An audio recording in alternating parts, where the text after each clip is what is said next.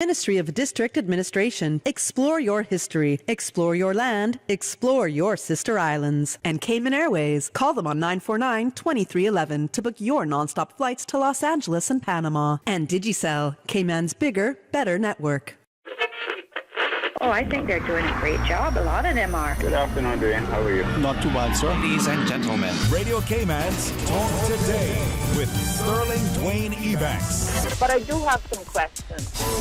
There are more questions than answers.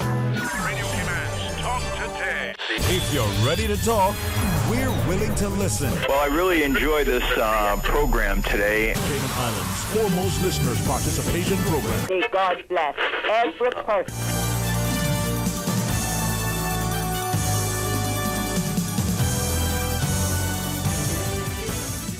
Hey, good afternoon and welcome. Thank you very much for joining us. And sometimes you imagine the vista from your chair is one that looks way yonder. Well, today we're going to invite you to not only look back in history, but to look forward with a sense of purpose. So stay tuned for Talk Today.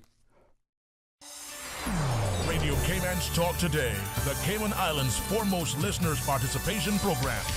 We ask our listeners to avoid statements or comments which are abusive, derogatory, malicious, or defamatory. Do not use any indecent language or make any statement which is false or misleading. Email talktoday@candw.ky or call 1-800-534-8255. Courtesy of Flow. Cayman's #1 network that connects you to your world like never before. Let your voice be heard. Once again, here's your host, Sterling Dwayne Ebanks.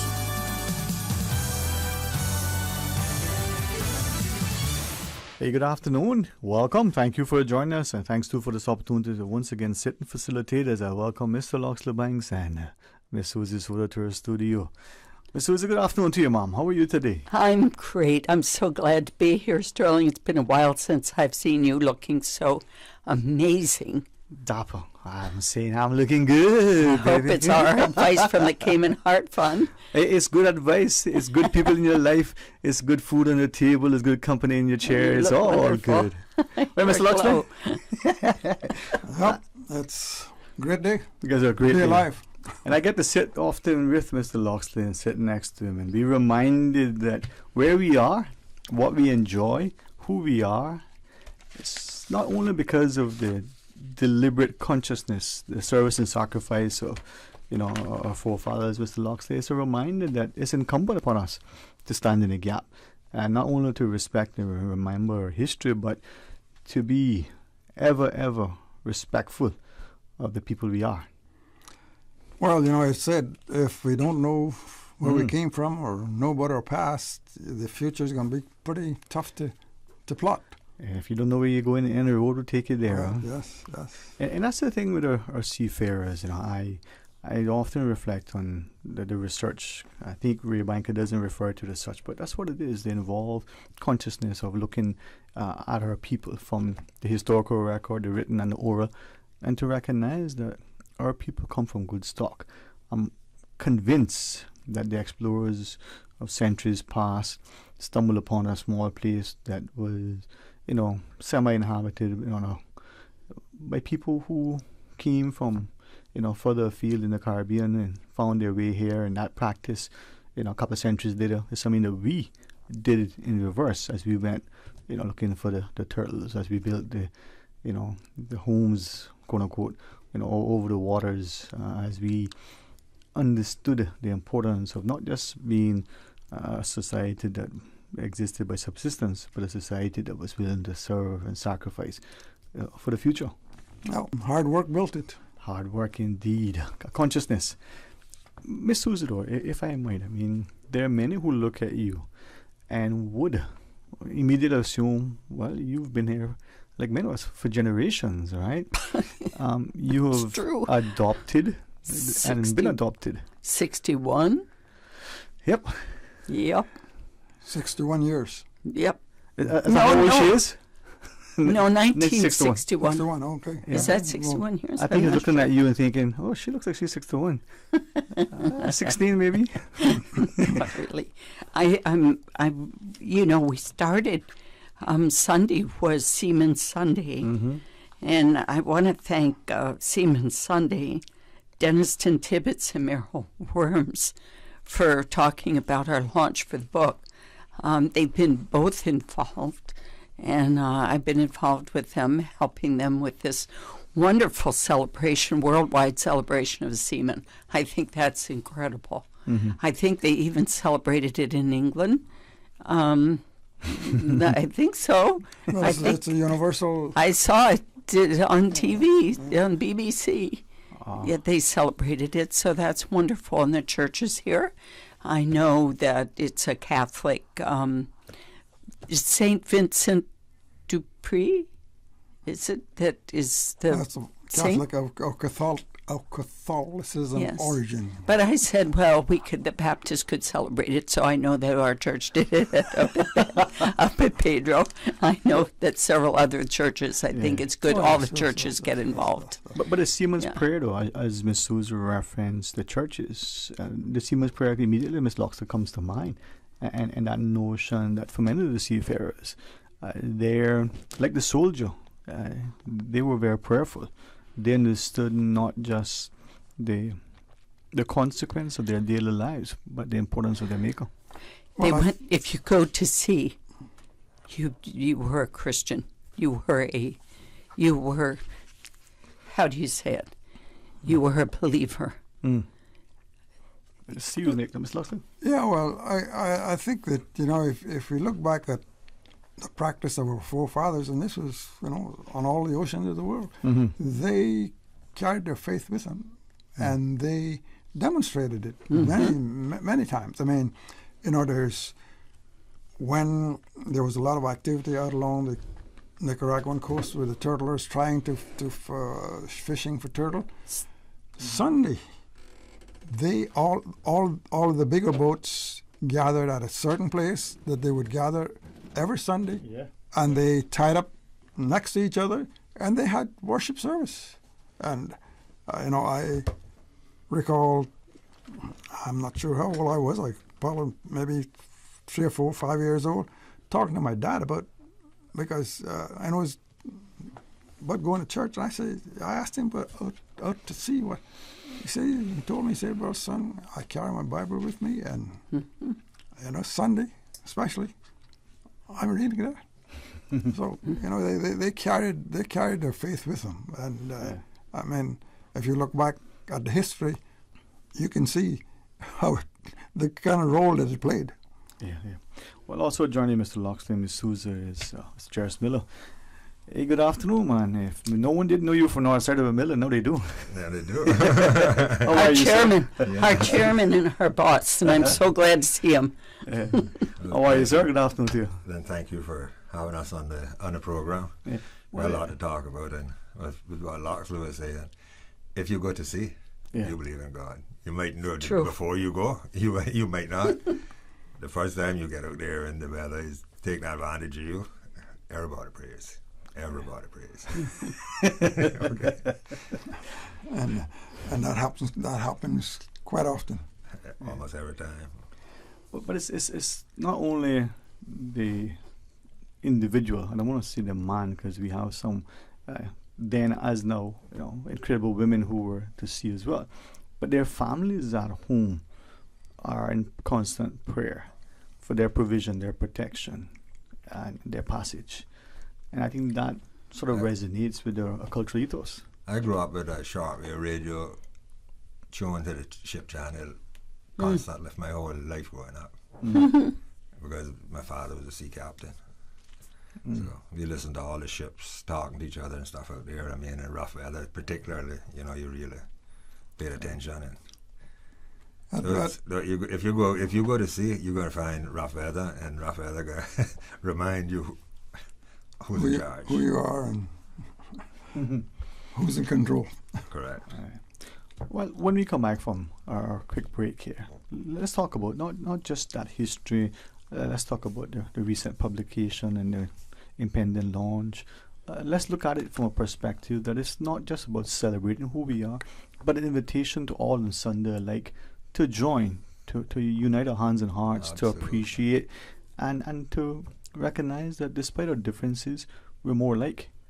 All right, please join us after this break.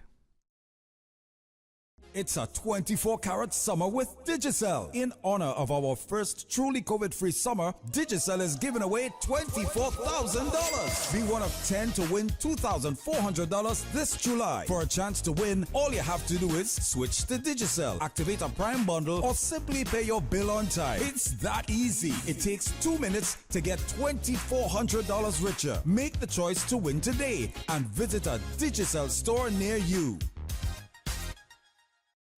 How can you make a classic BLT sandwich even better? Well, by adding tuna. Wow. The land meets the sea in Subway's new sandwich, the Tuna BLT, available for a limited time. The Tuna BLT is exploding with flavor. Imagine crispy, juicy bacon strips on top of tuna, fresh lettuce, and slices of tomato, topped with your favorite sauce and choice of freshly baked bread. Enjoy the best of both worlds with the Tuna BLT from Subway. Subway, eat fresh. All aboard the Pizza Boat! Cayman's newest pizzeria. Birthday parties, office luncheons, summer camps, game night. Whatever your occasion, bring the fun with Pizza Boat. A Cayman twist to pizza. Bringing fusion ingredients from all over the globe to give you locally inspired fresh pizzas all day, every day. What's more, now you can enjoy a boat-shaped pizza with toppings of your choice. It's Pizza Boat. Pizza Boat, now open in Queens Court on West Bay Road. Pick up or delivery 949-0000 or order online www.pizzaboat.ky. Pizza Boat. Experience the ultimate pizza voyage.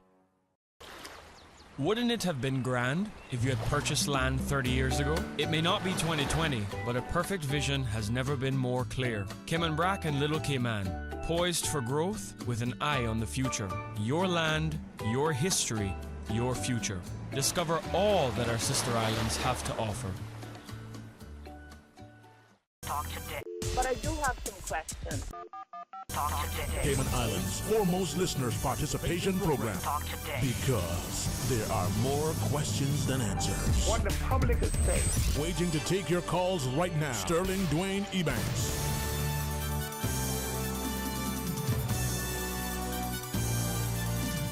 Hey, good afternoon and welcome back. And thanks for joining us, and thanks to Ms. Susie Soto, Mr. Loxler Banks, and Mr. Jerris Miller for joining us.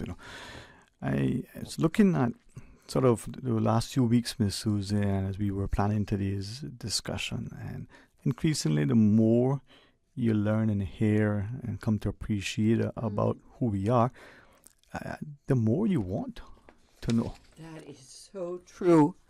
I've been over with Sam Powery quite often and getting his stories, and what a pleasure it is. Sam, I forgot to tell you, I was going to be on the radio today, but we did a 3-hour session, and he told us his life story. It was incredible, and he's so sweet, and, you know, it was so rewarding. We're all doing this as charity. Nobody's getting paid anything, and the reward is speaking to people like Sam. Yeah. Really, it is a reward. I got the reward at the Seamen's Association on Sunday at the event they had. Mr. Sam was there, and hello, Mr. Sam. And I had the pleasure of giving him a book, because this book, you know, is not a history book as how history books are written. Okay, I mean, it's the stories from the people, and it's written the way that you got the story from the people. It's not from the shining the light of the historian on it and putting my spin on it or anybody else's spin on it. That's why if you look on it, I mean, it's the Cayman Maritime Heritage Foundation, because it's the way we got the stories. It's not even necessarily in chronological order, but it's some good stories in here. Each story in this book, each chapter, could be a book in itself. True. A book of 100 That's pages. true.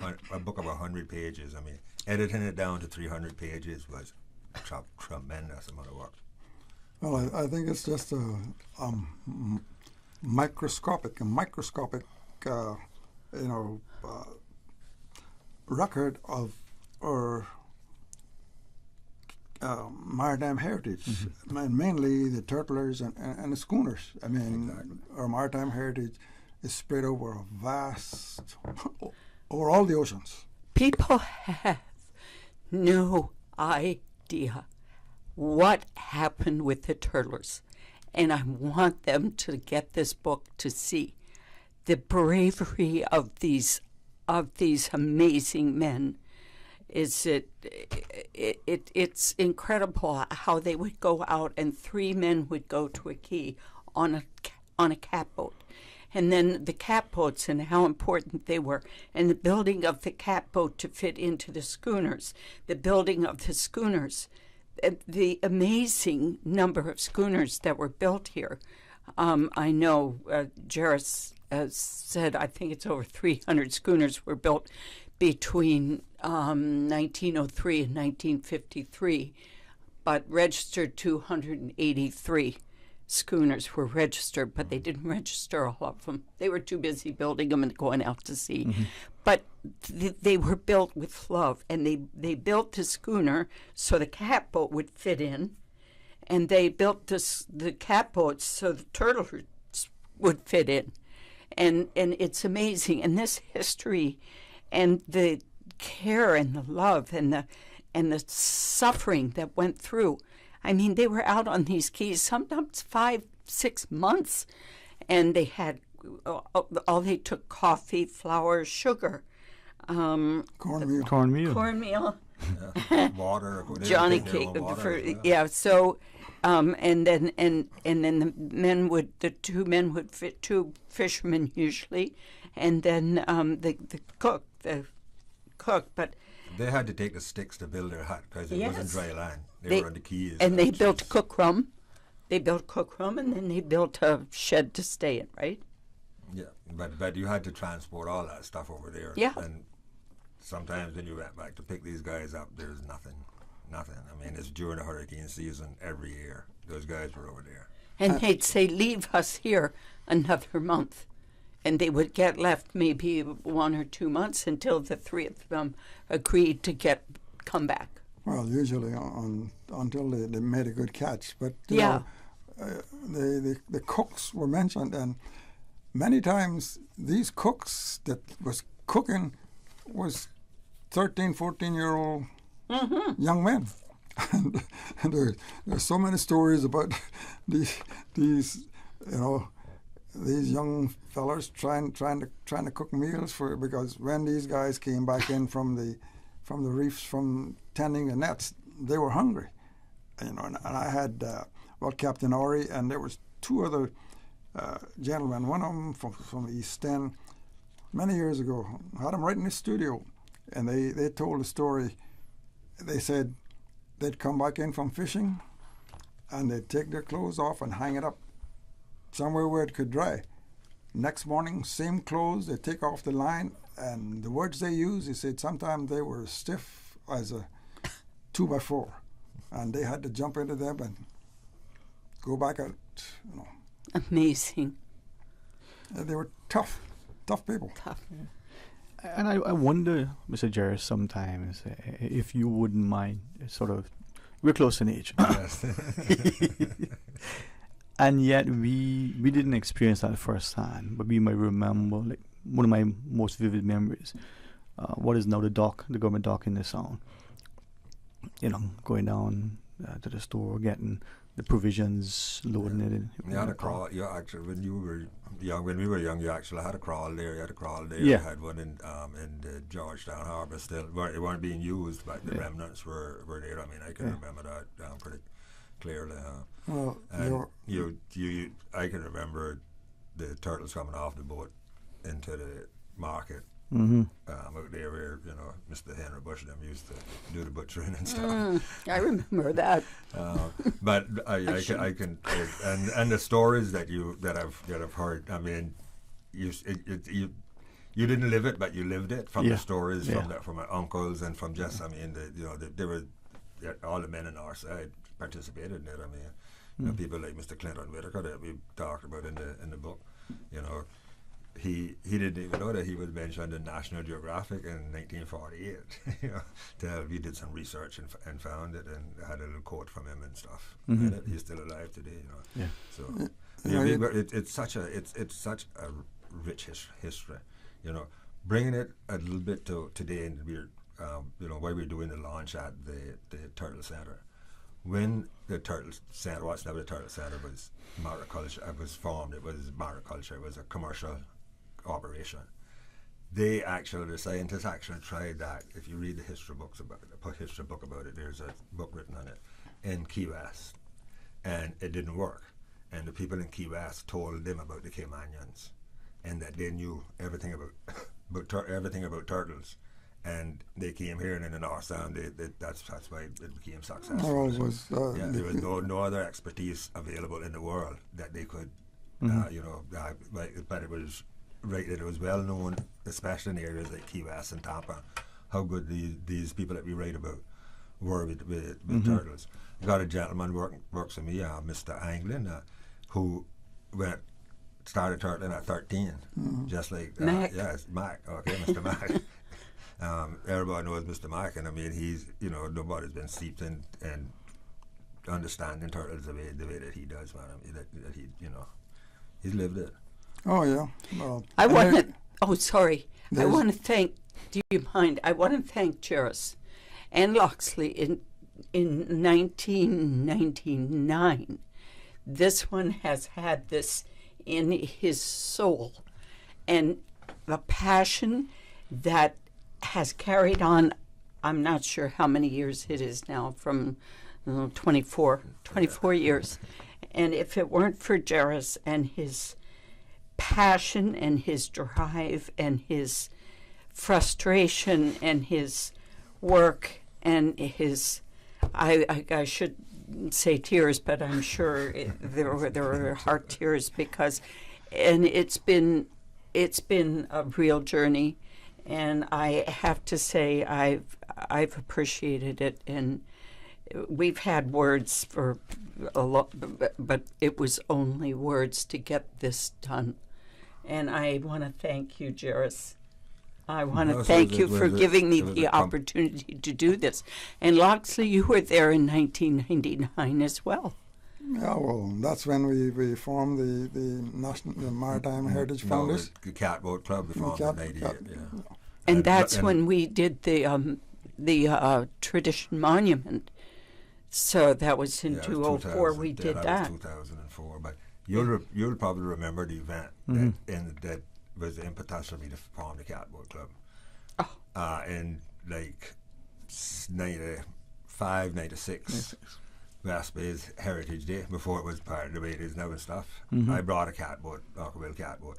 That was the only functioning catboat on this island for like 10 or 15 years, until I started building some for it. And I brought it down to West Bay with a sunfish sail on it, and everyone went crazy about it. I mean, and that's, decided we couldn't make this day. I mean, if that one had rotted away on a tree, there would have been no examples left. I think right here too we got to mention Johnson Mendoza, because just about that time he had a catboat built. He was the first one to build a catboat after that. Had a catboat built in that catboat. Clarence Flowers now has it preserved, and he participates when we have races and stuff. That particular one, Mendoza cat. Yeah, so I mean it was down from hundreds to one, and then two, and then three, and then and then Ivan came and wiped out the whole fleet, and we had to start back over. And I think we're doing a pretty good job of representing the catboat and keeping it alive. So. You mentioned that catboat with the sunfish sail. That was actually a National Trust occasion or whatever it was that we were having down there in West Bay, right where the Alfresco's restaurant is at, and remember in that little parking lot on the side there, and we took people out for sale, and it was such an awakening that people still really wanted to learn about this. And actually Johnson was supposed to come down because he launched his boat, I think, at the Lobster Pot. Him and JB, my good friend. And he actually had a catboat sail. We tried to get him to bring it. But it was pretty rough weather, and I think they got turned up. So they never made it down. and I think Johnson's catboat was a little cranked to begin with, so you had to be careful. But this is, I mean, as we go into the break, we can talk about it, we can welcome calls, and this is where not just being reminded or just reminiscing, but being ever more responsive to that need to champion who we are so that, it's preserved and promoted. All right, let's come back from the break, and then maybe we'll ask a few things and welcome some callers. Stay tuned. Hey, is your phone slow, overheating, and dropping important calls? Don't fret. This summer, it's time to flip out with Digicel. Introducing the all-new Samsung Flip 4 with its sleek design and cutting-edge features. You'll flip into the summer in style and confidence. This summer, you can grab the all-new Samsung Flip 4, all just for $145. Flip into the summer with Digicel. Visit a Digicel store near you and grab the all-new Samsung Flip 4 and the amazing 7-day Prime Ultra plan today. You know, as a little girl, I dreamt of traveling to faraway places and foreign lands. I tell you what though, no more dreaming. This summer, I going flying with Cayman Airways. How blessed are we in the Cayman Islands to have a very own national airline. Girl, you can fly to so many international destinations without the hassle of connecting flights. On top of Jamaica, Cuba, and Honduras, you got non-stop flights from Cayman to New York, Miami, Tampa, and even Denver, Los Angeles, and now Panama. Going to be a little cafe con leche and Hollywood Squares for this old gal this summer. Make your travel dreams come true with Cayman Airways, offering non-stop flights for non-stop adventures in Panama, LA, and many more places in between. For details and to book, call 949-2311, contact a travel agent, or visit CaymanAirways.com. Health behaviours and lifestyle choices such as diet and smoking can be risk factors for non-communicable diseases. The STEPS 2023 National Health Survey will allow the Ministry of Health and Wellness to gather important data on the health of the nation, including these risk factors. This information will inform our plans for the health needs of Cayman's residents, allowing us to better serve our population. Learn more by logging on to www.gov.ky/STEPS. You know you've dreamed of that Mercedes, the smooth leather, the style, luxury that feels so good. Ooh la la. With the prestigious 2023 Mercedes-Benz GLA 200 up for grabs in this year's Lions Club of Grand Cayman Benzorama fundraiser. This is your chance to make that dream come true. Tickets are $25 for one, 3 for $65, or 5 for $100. Benzorama fundraiser tickets are available with Lions Club members and various sales outlets. The Lions Club of Grand Cayman Benzorama fundraiser supports numerous community initiatives, includes sightseeing, Christmas deliveries, restoration, and social services. Talk to Dick. But I do have some questions. Talk to Dick. Cayman Islands' foremost listeners participation program. Talk to Dick. Because there are more questions than answers. What the public is saying. Waiting to take your calls right now. Sterling Dwayne Ebanks.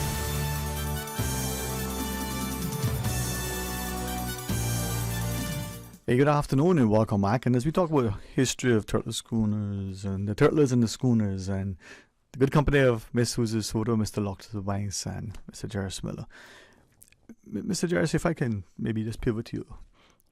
Being involved in any organization, whether you're a member, whether you're the chair, or sit in the chair, whether you have this sort of, as Miss Susie referenced, passion.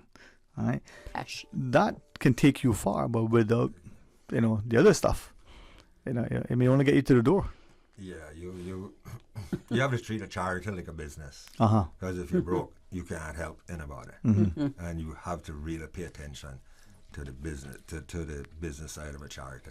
The passion has to be there because there's no way you can take that talent and use it for a charity if you don't have the passion for it. Because it's you could be commercial on the outside, but yeah, you have to you have to have the passion for it, and it's just something that I grew up with. I thought everybody grew up with catboats in their backyard because my grandfather, Chisholm Barker there, he made that public to all the catboat owners in the north side. They could keep their catboats there, and several people did. So they were like 6, 7 all the time, Yeah, but Mr. Locke, to Mr. Jarvis's point, everybody had a catboat in their backyard. I had one. I thought at one point I was going to help my dad to restore it. Little did I know I was probably destroying it. But we had it. Yeah, well, if you took the section of beach from where the little museum is, Tony's Museum, they call it, or Church Street, down to where the little docks are at, sometimes there would be maybe 15 catboat shades in that, and that's no more than a quarter mile. Yeah, 15 catboats shades there. Garages. All of them had catboats, and and I'll just pick up a few things. Mention the turtles and the crawls, and right down there where the docks are at in West Bay, that in the indentation in the what's iron shore was the turtle. Yeah, it was a they big used to keep turtle there. I remember the remnants of that there. Yeah. And I grew up right next door to it. Our house was 50 feet from, and believe you me, sometime when they had I don't think they had probably more than 50 turtles at any one time, and there could have been. But some nights, if all them turtles came up to blow, we couldn't sleep because they make quite a noise when when they come up to blow. They got to take air, and you get them all singing at the same time. It's quite a noise. But is that part of the challenge? I mean, as you were sharing that, okay, that's just a fading sort of memory of me. But the one in the sound, the one up what is now Salt Creek. Fair enough, there's development and redevelopment and the like. But is it that as we look back, can we now take that on board so that as we go forward, we maintain that respect for that? We saw how keep it integrated not only in our memories but in our practices. Mr. Jarvis driving through North Side now is almost as bad as going down North Point. It really is, man. I mean, like I say, it's not as common as it used to be. That's why it's so important that that we get the book out so people can see the history. Northside Road, was always a scenic road. There was nobody in Northside when I was growing up, or when I was a young man or whatever, that even thought you were going to build a house on the seaside of this road. It was just a mound of sand. Right. And now it's just house after house after house after house after house, and you can't even see the sea anymore. You know what I mean? These, like I said, growing up, that was not considered house lots at all. I mean, or had even the prospect for it. So it really is. The whole island is really, the scenery is changing. But it's that change in the physical landscape, whether it's the dredging and the sound. I mean, Mr. Locks, the leak, does that even exist anymore? Yeah, probably not. No, it's all that mud that you see is in the pictures. That has to settle somewhere, and it settles in the lowest spot. So the leak has been filled up now for a long time. I mean, I know I talk about when you see the leak. I mean, you could get lobsters, and it was a good place to fish. And I just want to pick up on what you said just now about you and your father's catboat. We really suffered from that with the catboat club, and that there were quite a few catboats. Every catboat you see today started as a piece of junk that nobody wanted anymore. They were throwing it away. Mr. Kim made it back to new, okay? But you couldn't but get the catboats from anybody because it was my dad's catboat, my grandfather's catboat. And if it sits in the yard, it don't take that long before eventually the wood lice got in it, and then eventually you throw some garbage, then finally put a match behind it, and everything disappeared. I mean, we just... It's sickening to see over like the 70s and the 80s when I was struggling in one catboat in the 90s, how many just like died in yards that I went and looked for, tried to get them to I think there were many that just sat under the guinea tree, under the Neesbear tree, and just rotted away. But I say that to say this, okay? There's also today, those are gone. That's now in the past. Today there's a lot of real schooner and paraphernalia in people's houses that they have in warehouses that people haven't seen for years, okay? And eventually these people are going to pass on, and the people that inherited not even going to know what it is, and a moving company is going to throw it on the dump. I'm making an appeal to anybody out there that has anything that was part of a Cayman schooner at all. If you the only, I know there's other parts of the goldfield on the island that I don't know where they are, like the rigging and all that sort of stuff, but the only piece of wood that exists out of the goldfield after it went down in the North Sound, once again somebody from a mountain trying to tell us how to live on flat land destroyed the boat. I mean, there's no other way of saying it, okay? It's one piece of wood about a foot long, and it's in the... You'll see it at our book launch in the lobby of the Turtle Centre, where the Goldfield model is. That's sitting there that was rescued about 28 years ago, okay? And that was all that exists.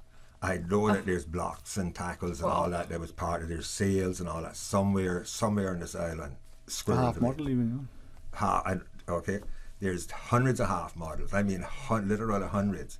That someone a generation or so removed, if they're not, if you don't connect it today, will find it and throw it in the garbage. Because it's just a wooden, like a toy. You know, they think it's a toy, you know what I mean? And it has so much significance to our history that it's unbelievable. But to get someone to sell the Maritime Heritage Foundation one of these, right now it's impossible. So I'm really appealing to these people. Don't make it happen with this stuff, what happened with the catboats that we weren't able to save. Okay, the ones we were able to save are still around today, 20 years later.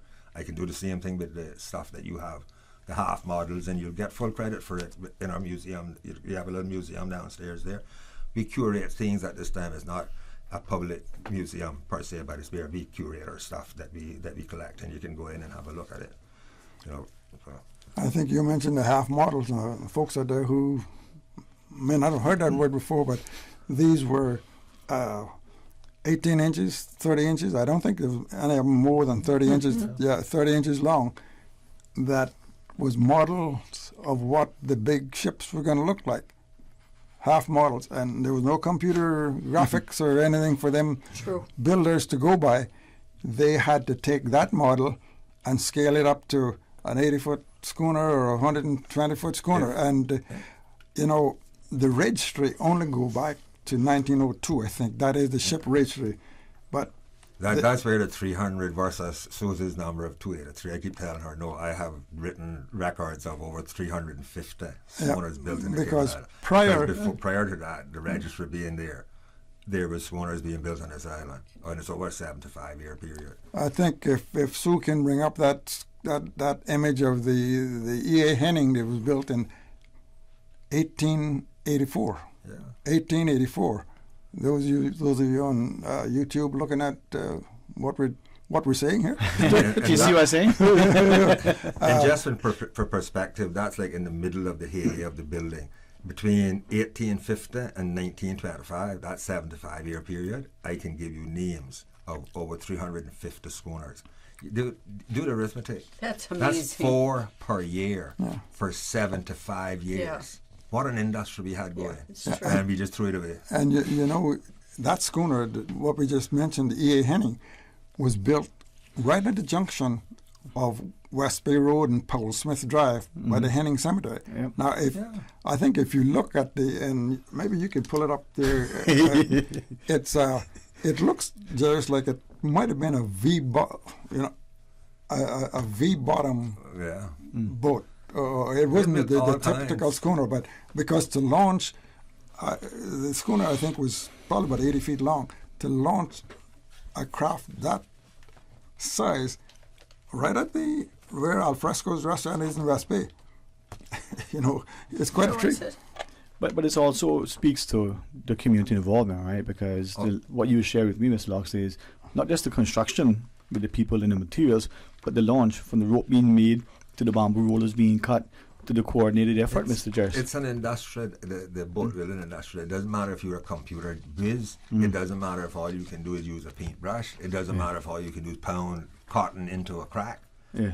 There is a job, a real job. Okay, I mean, so it's the demographic that it covers in terms of people that you can offer jobs, except that those people offer jobs to, you know, way back then. Anybody came in that had anything to do. I mean, the wives were sewing sails.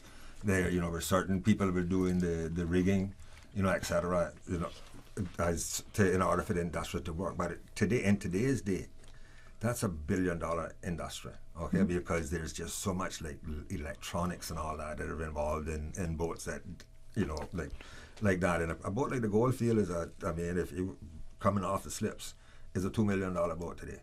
Yeah. Easy, I mean, easy. And, you know, you mentioned sails. Captain Benny Borden, who was one of the major sail makers in Georgetown. There was the Borden brothers in West Bay, Mr. Fleming, and I think his brother Gerald. And many times they would, right where there's a new building going up now in Captain Benny's yard, you know, where was Captain? You'd go by there and he'd have this huge expanse of canvas laying out on the road, laying out on the ground, and he was sitting there with what they call it, the palm, and they all sewing that sail by hand. Yes, you know, I mean there's so many industries that can surround, you know, the boat build industry that we had in place. That was just, I mean, and we exported these things to Scandinavia, North America, Central America, South America. I mean, people came, the U.S. government came to Cayman when they wanted the first cable laying ship in the world. See, this is where I think, and I'm mindful because part of today's preparation wasn't just to read and look at it, but to chat with people. And it fills you with passion, but with an emotion, but also a realization that this Loxley helped me with the word choices, but a growing disrespect from all the Sunday, like, for the history, a lack of understanding, appreciation of it, right? And your phrase, Mr. Jarvis, what, man from mountain speaking to the guy from the... How do you put it? we bring people here from the mountain to tell us how to live on flatland. We know better how to live on flatland. Trust me, okay? We know how to live on flatland. Well, I will say, I mean, there is a group trying to bring the Fairweather back. The Fairweather to come back to Cayman. She's in Gloucester now, being rebuilt, from what I understand. So there is that group trying to bring her back. But for those that don't know, the Fairweather is not a Cayman schooner, okay? I mean, history is history, and I believe in keeping history straight, okay? Yeah. The Fairweather is a boat that was built by the Cayman Motor Company in Kingston, Jamaica, and a few Caymanians worked at the thing. But it wasn't... But she was started in the Prac. No. Let's get it straight, okay? I mean, it's not a Cayman-built schooner, okay? I mean, it isn't, okay? I mean, having said that, is it a wonderful thing that they're doing, bringing it back? Yes. But we don't need to cloud the history to achieve the goal. Having the Fairweather back on this island would be a monstrous. It has a lot of Cayman law. It has our support. It has the support of the Cayman Maritime Heritage Foundation. But let's not make it something that it isn't, okay? Okay, maybe, you know, it's not the Goldfield coming back or something like that. It was built by the Archers in Georgetown or something like that, okay? Very few Caymanians worked on the boat up there, okay?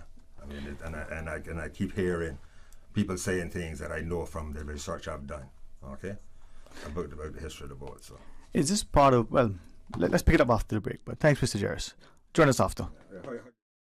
Today's biggest news. Radio Cayman. Your voice, your choice.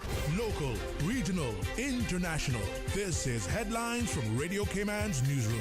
Today's biggest news. The headline news is brought to you by Health Services Authority. With your latest headlines, I'm April Cummings. With high temperatures predicted for the summer, government is working with local nonprofit Resilience Cayman to help Caymanians reduce energy consumption and save money on their utility bills. The CHEER program aims to provide energy-saving retrofits and other strategies to help consumers. Applications are open now through the end of August at resilience.ky. You can also find the criterion for applicants there. In international headlines, a storm that dumped up to 2 months of rain in 2 days in Vermont and other parts of the northeastern U.S. brought more flooding today to communities marooned by water, including the state capital, where a dam just upstream was threatening to overflow. The flooding has already caused tens of millions of dollars in damage, officials said, with more to come.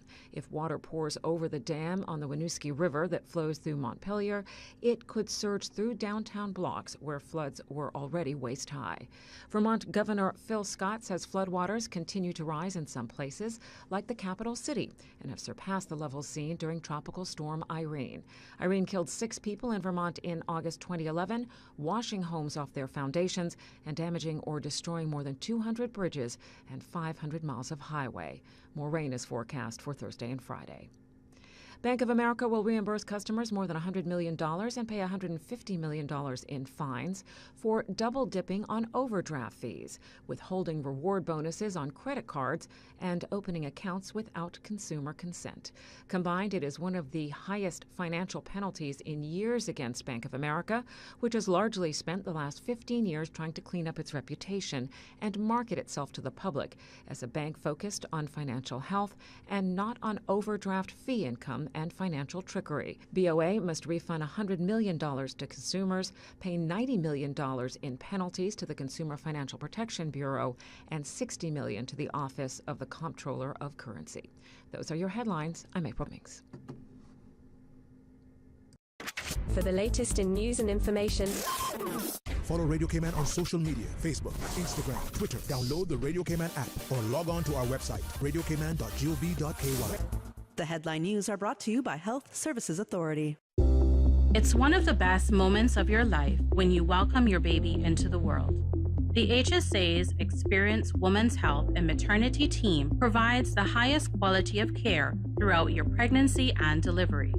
As a JCI accredited hospital, we are the leader in maternal care, safely delivering over 700 babies annually. Visit hsa.ky for more information. At HSA, we are committed to caring for you.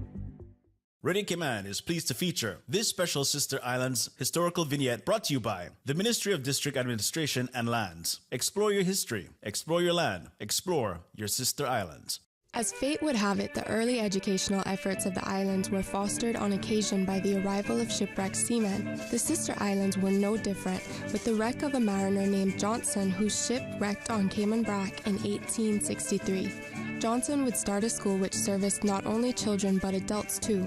In 1881, Jamaican Henry Hewitt set up the private school in State Bay, charging 9 pence per week. As education pursuits grew, it would be the Baptist Church which would lead the charge given the growth of their congregations in the Sister Islands. Between 1896 and 1906, a large schoolhouse would be built in the chapel at the creek, along with State Bay and Little Cayman. Radio Cayman is pleased to feature this special Sister Islands historical vignette brought to you by the Ministry of District Administration and Lands. Explore your history, explore your land, explore your Sister Islands. Talk today. But I do have some questions. Talk today. Cayman Islands' foremost listeners' participation program. Talk today. Because there are more questions than answers. What the public is saying. Waiting to take your calls right now. Sterling Dwayne Ebanks.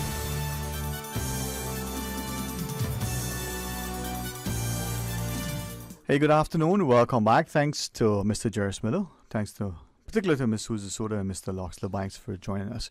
As we talk about, the turtlers and the schooners and we look at the history, if I could perhaps through you, Mr. Loxley and Mr. Jerris, two things in an attempt to not just understand, but to more appreciate.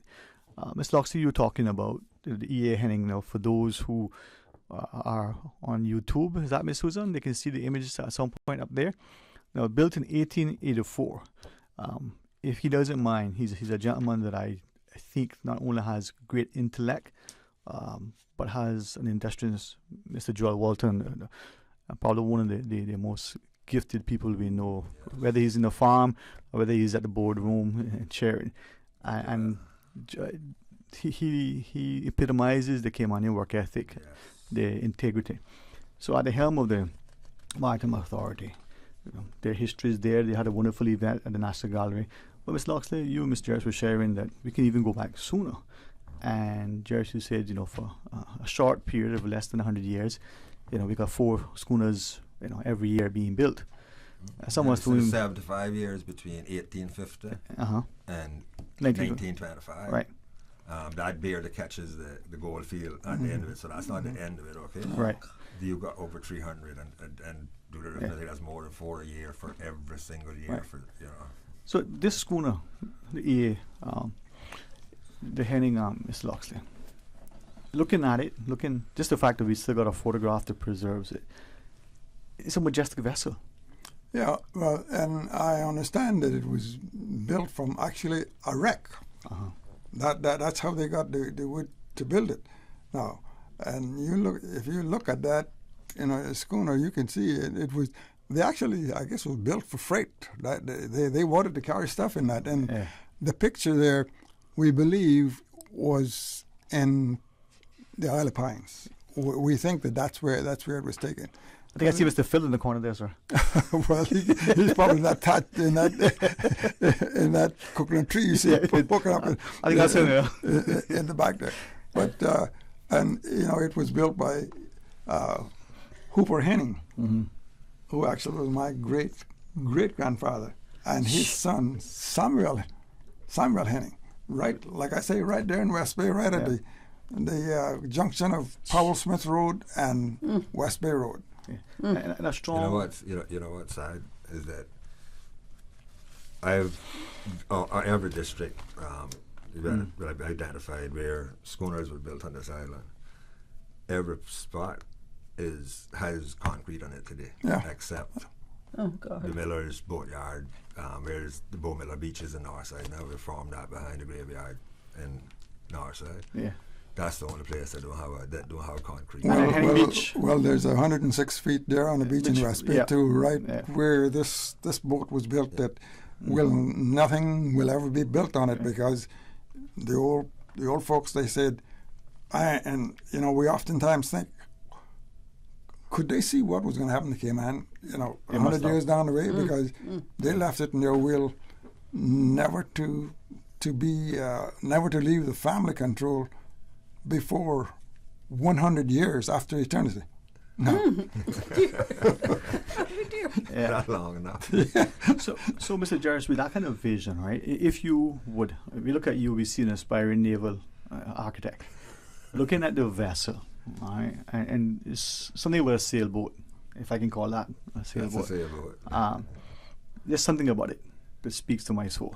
Take us through that quickly. I mean, looking at what is speaking to your soul there is similar to like with columns and stuff. There's a certain ratio that actually your eyes takes to your soul. And the Caymanian boats were not built from a set of plans. And everything was done by what we call a rule of thumb, which was ratios. The mast on the boat was the main mast was a certain ratio of the length of the boat. The bowsprit, the taff, especially if you look at Caymanian schooners, like the taffrail on the back, the ratio of that to the boat is so pleasing to the eye, and they all adapted the same thing. If you look at a boat built in Jamaica, the taffrails are normally higher. Okay, that's one of the differences that you see on Fairweather. Okay, they're higher than they are on the Goldfield or that they are here on the Hinnings, but they had their ratios, and that's why it wasn't like they were building stuff that they were forcing someone to like. They were just they got the ratios right on it, and they did. Pleasing to the eye. And to expand on what lots have started to say just now, when we changed the subject a little bit about the half models, okay? The story in this about the Goldfield, I think it was 13 models, okay, that they made before Mr. Cromwell said, that's the one.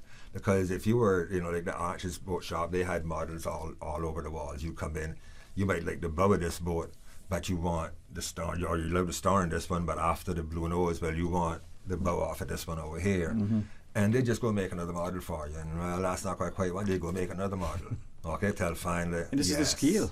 This is the scale. And they could work so well with the scale and these ratios. So they'd take the model finally, okay, this is what I want. So you take the boat and and you cut it in two. That's where the half model comes from. That contract today to build that boat would be a 1,000-page contract. That was the contract. The owner got half, the builder kept half. And when they took delivery, everything, the builder could pick off everything. If you look at one of these things, you see little marks that they put on it with a straight pin and stuff, and they'd do what they call picking it off, and they'd build 100 foot if you wanted, or if you wanted a 60 foot, or you wanted a 50. No computers, no anything. Harders and Bertram couldn't compare, right? No, sir. but it's interesting, and sorry, Mr. Locksley, I was just thinking of the Cayman catboat versus the dugout canoe. As much as they may sail as beautiful as they are, it's a big difference. Yes. But there were a few canoes in Cayman that they called in the big canoe. In fact, Old Man Henning had one they called the Henning Big Canoe. It was almost as big as the catboat. And they'd build them up with ribs and stuff. We still have one, the same Harricism that had the catboat has a canoe as well that had the size thing built up. We had smaller trees here. So you'd have to start with a boat that was short, and then they'd put the ribs in it and build it up. And it was like a lifetime thing. You couldn't hurt it. I think the Henning Big Canoe, he got that from down in Nicaragua, I understand. It was, and the remnants of that became my good friend Davis and I seaboards. You did it too. Trying to help, huh? Yes. We do have a caller, and you know what? I tell you, sometimes I wish I was older than I am, but I'm glad I'm not. Let's go to the phones. Welcome, good afternoon. Thanks for calling. Good afternoon. Afternoon. Gentlemen. Good afternoon. I am Pauline Rich Poldevard from Caymanbrack. Oh, you know me, Pauline. I know you from a long time. Yes. And I'd like to talk about my family, the Rich family. Yes, you can get the book. Who were well-known shipbuilders and turtlers from Caymanbrack. So I haven't heard anyone mention their names, so I thought I would bring it. Oh, you got a chapter in the book too. Mr. Callum, Mr. Callum Beg your pardon? I say Mr. Callum Rich's is got a whole chapter in the book. So. Oh, he does. Oh, yeah, you'll But see your do family. you have anything about my grandfather, Joseph Taylor Rich? Yeah, there's 300 pages, ma'am. Captain Theophilus Rich? Do you have anything about those there's a two? chapter in Theophilus, I tell you. Because, you know, he was a great turtler from Caymanbrack that used to go to the Sarana banks and take people and leave them out there. And guess what? I Just tried to like tell. what you were just talking about. I try to tell the story the way that he told it to me, so I hope you enjoy it when you read it, okay? Because there's a nice story in the book about him. You know, as we mentioned, and you know, other people are listening, this book, 311 pages, 312 pages, is just a little tiny bit of the Cayman Islands maritime history. So it would take another 5 books like this to, and then we would not and be able to took 24 years. Gather it all up. But we didn't miss Mr. Theophilus. No, we got him in there. Yes, and the Rich family, they're in the book. Because you can't make a book about turtlers and schooners without the Rich family coming back So, in it as well. sorry, Mom. As you were sharing, I think it's just important for us to appreciate that even as Mr. Loxton and Mr. Jarvis were sharing, we may speak to 300 people. There's probably 3 million more stories to tell. So we're listening to you. What else you want to share, Mom? But I would like to put in my 2 bits. Yes, Mom. My grandfather was responsible for building the Explicit. There were schooners, the Paragonia and the Taylor. The Taylor was being built in the front of my yard where I'm living in Caymanbrack right now during the 32 storm. And so they had quite a bit of interest in doing these things and did a lot of work in the Brack when it came to, and catboats as well. And of course, the museum here in Caymanbrack should have some information about all these things. But I know I gave them a rigging screw that I found in my yard when I came back here to live some years ago. And they have that. I don't know how many other artifacts that they may have down there. Yeah. There has to be a major effort to get some of these stories, recorded, and I'm not sure who can do it. But because there's stories like you're telling now that there needs to be a record of it, and as I said, I don't know who's going to do it, but it needs to be done. We're 150 years behind on our history. Now, let's put it this way: I got enough stuff already to do another 300-page book that we didn't use touching this one, and I hope that it comes out sometime, soon. But was that Mr. Theophilus that built the Explicit and the Patagonia and the Taylor? Yeah. Okay, now listen, I'm taking notes. Okay, I love picking up history in a way. Yeah, well, and your name is, ma'am? Pauline Rich. Okay. Oh, yeah, Pauline. And I was okay. married to Poldevard. Right. Her name is Poldevard by marriage. Yeah, Pauline Poldevard. Okay. Yes. Yeah, that's the way I know you as. But I was born right here in Caymanbrack, and I was born during the 32 storm. As a matter of fact, I'm quite old. Me too. It was nice hearing from you. But I'm still doing. Yeah, well, all right. Thanks for the call. Thank you very much. Have a good day. Yeah, and those 3 boats, by the way. It's very interesting. Those 3 boats, when you see the book, you'll see a list of boats built here. They're in there, and they're credited to the owner and Mr. Theophilus. Okay, I think you'll find you're gonna love my book when you get it. Yes, Mom. Yeah. Thank you. And this is where, as Miss Pauline, like many, there's so many stories that haven't yet been recorded, and Miss Loxton haven't even been shared amongst the families. And this book has inspired maybe some of us to have conversations and to recognize that to some extent, hey, we've been excluded. No, you just haven't included yourself. They didn't teach us this in school. Yeah, right. So Mr. Jarvis, whether it's been a quarter century that you've been working on this, I think back to that conversation that Saturday afternoon in the parking lot of the Harcreole Theatre, the catboat on the trailer, the fella from down south, But it was encouragement like that over Yeah. the years from people like yourself. I mean, like Dick Hart's, Loxley, and stuff. That, you know, because listen, there was a lot of discouragement to it, like, you come back around our catboat again. Yeah. I mean, it was some disrespect. I mean, you used to get all kinds of disrespect, I mean, for it. But Mr. Loxley, sorry, go ahead. No, and right here, you know, I think that a great gratitude have to be accorded to Kim. Because Kim really was the backbone. You can't do you know, one of the backbones in keeping this thing alive. Kim, you know, labored tirelessly without any reward.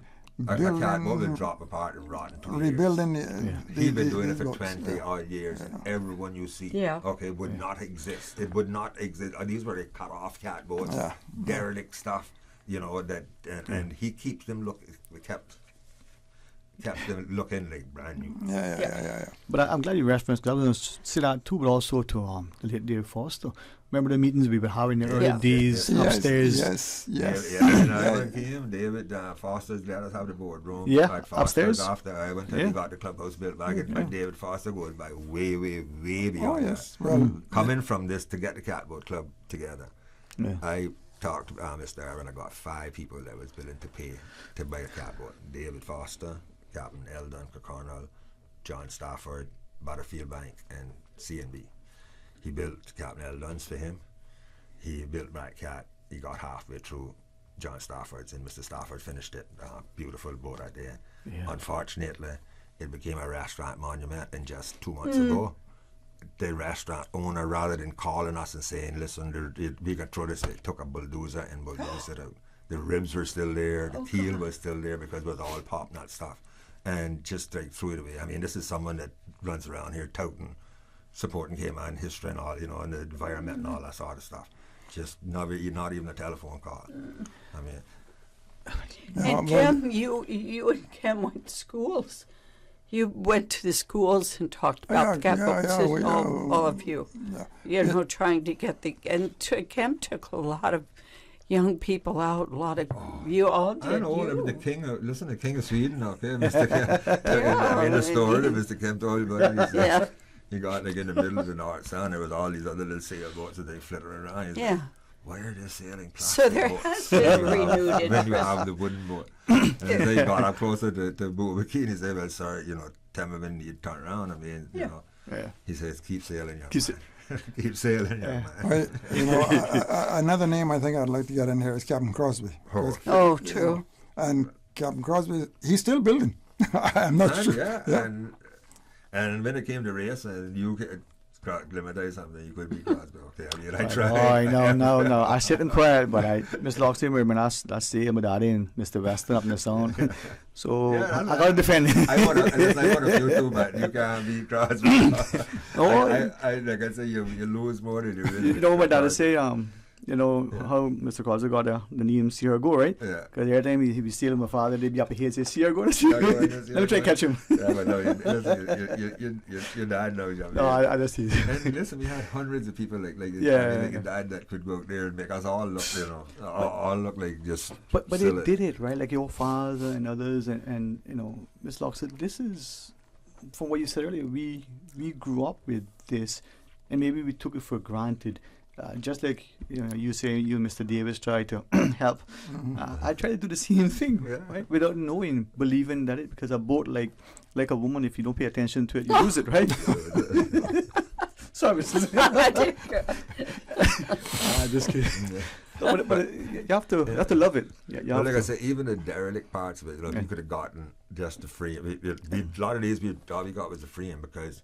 Remember those people made the stuff out of the local woods, the pop nuts and stuff, and it would last 100 years. So you could build up the same boat back, replank it and stuff. And Mr. Kim was just, man, like I said, there's absolutely no way the catboats could have survived even during the 20 years that you had the catboat club.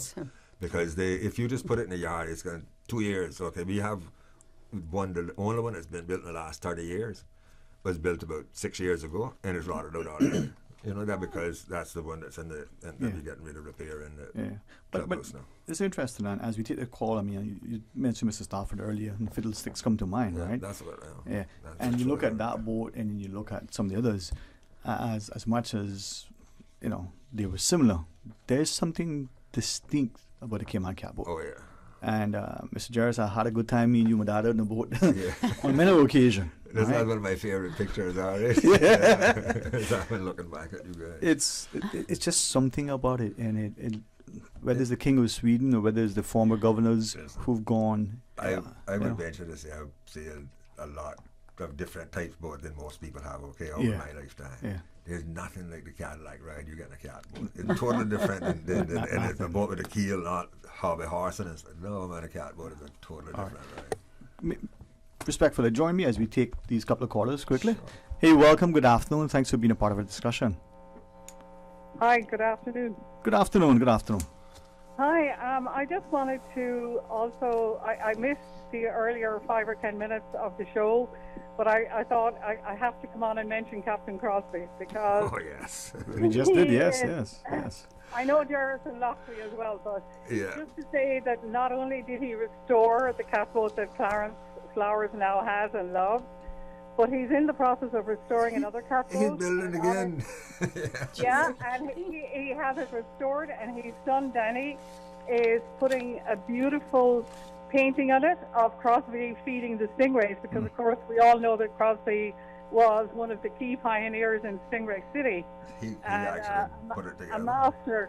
A master catboat racer.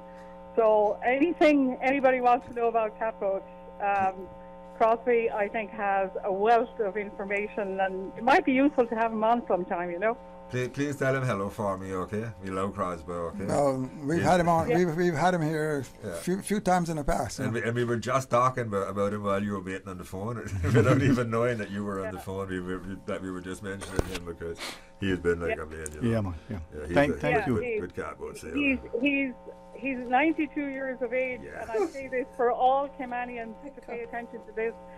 Here's a 92-year-old man who's still working every day, who is still restoring catboats and doing so much work. He is a credit to his country in so many different areas. Crosby's a legend, okay? He's been a legend for the last 50 years. Crosby, not today, chick. Well, I didn't catch that. But he is a true Renaissance man. He is in every way. I'll be careful. And an asset to the island. He really is, and like a lot of the older Caymanians, probably under appreciated for what they do. And I think the young people of the Cayman Islands, if they look back at that generation, they have a lot to live up to. Yeah, I was fortunate to get a chance to. Well, hopefully Captain Crosby will be with us on Saturday evening down at the Turtle Center. 5 to 7. 5 to 7, yeah. We're looking okay, guys. All right, thank you too. Thanks. Remind him about this thing on Saturday, then the launch of the book. Because all right. Okay, he's in it too. He's on the cover, by the way. Thanks for listening. That's how much we love him. Mr. Jarvis, let's take one final call for this segment. Yes. Hey, welcome. Good afternoon. Yeah, good afternoon. Hey, KB. Good afternoon, man. How are you? Okay, man. You?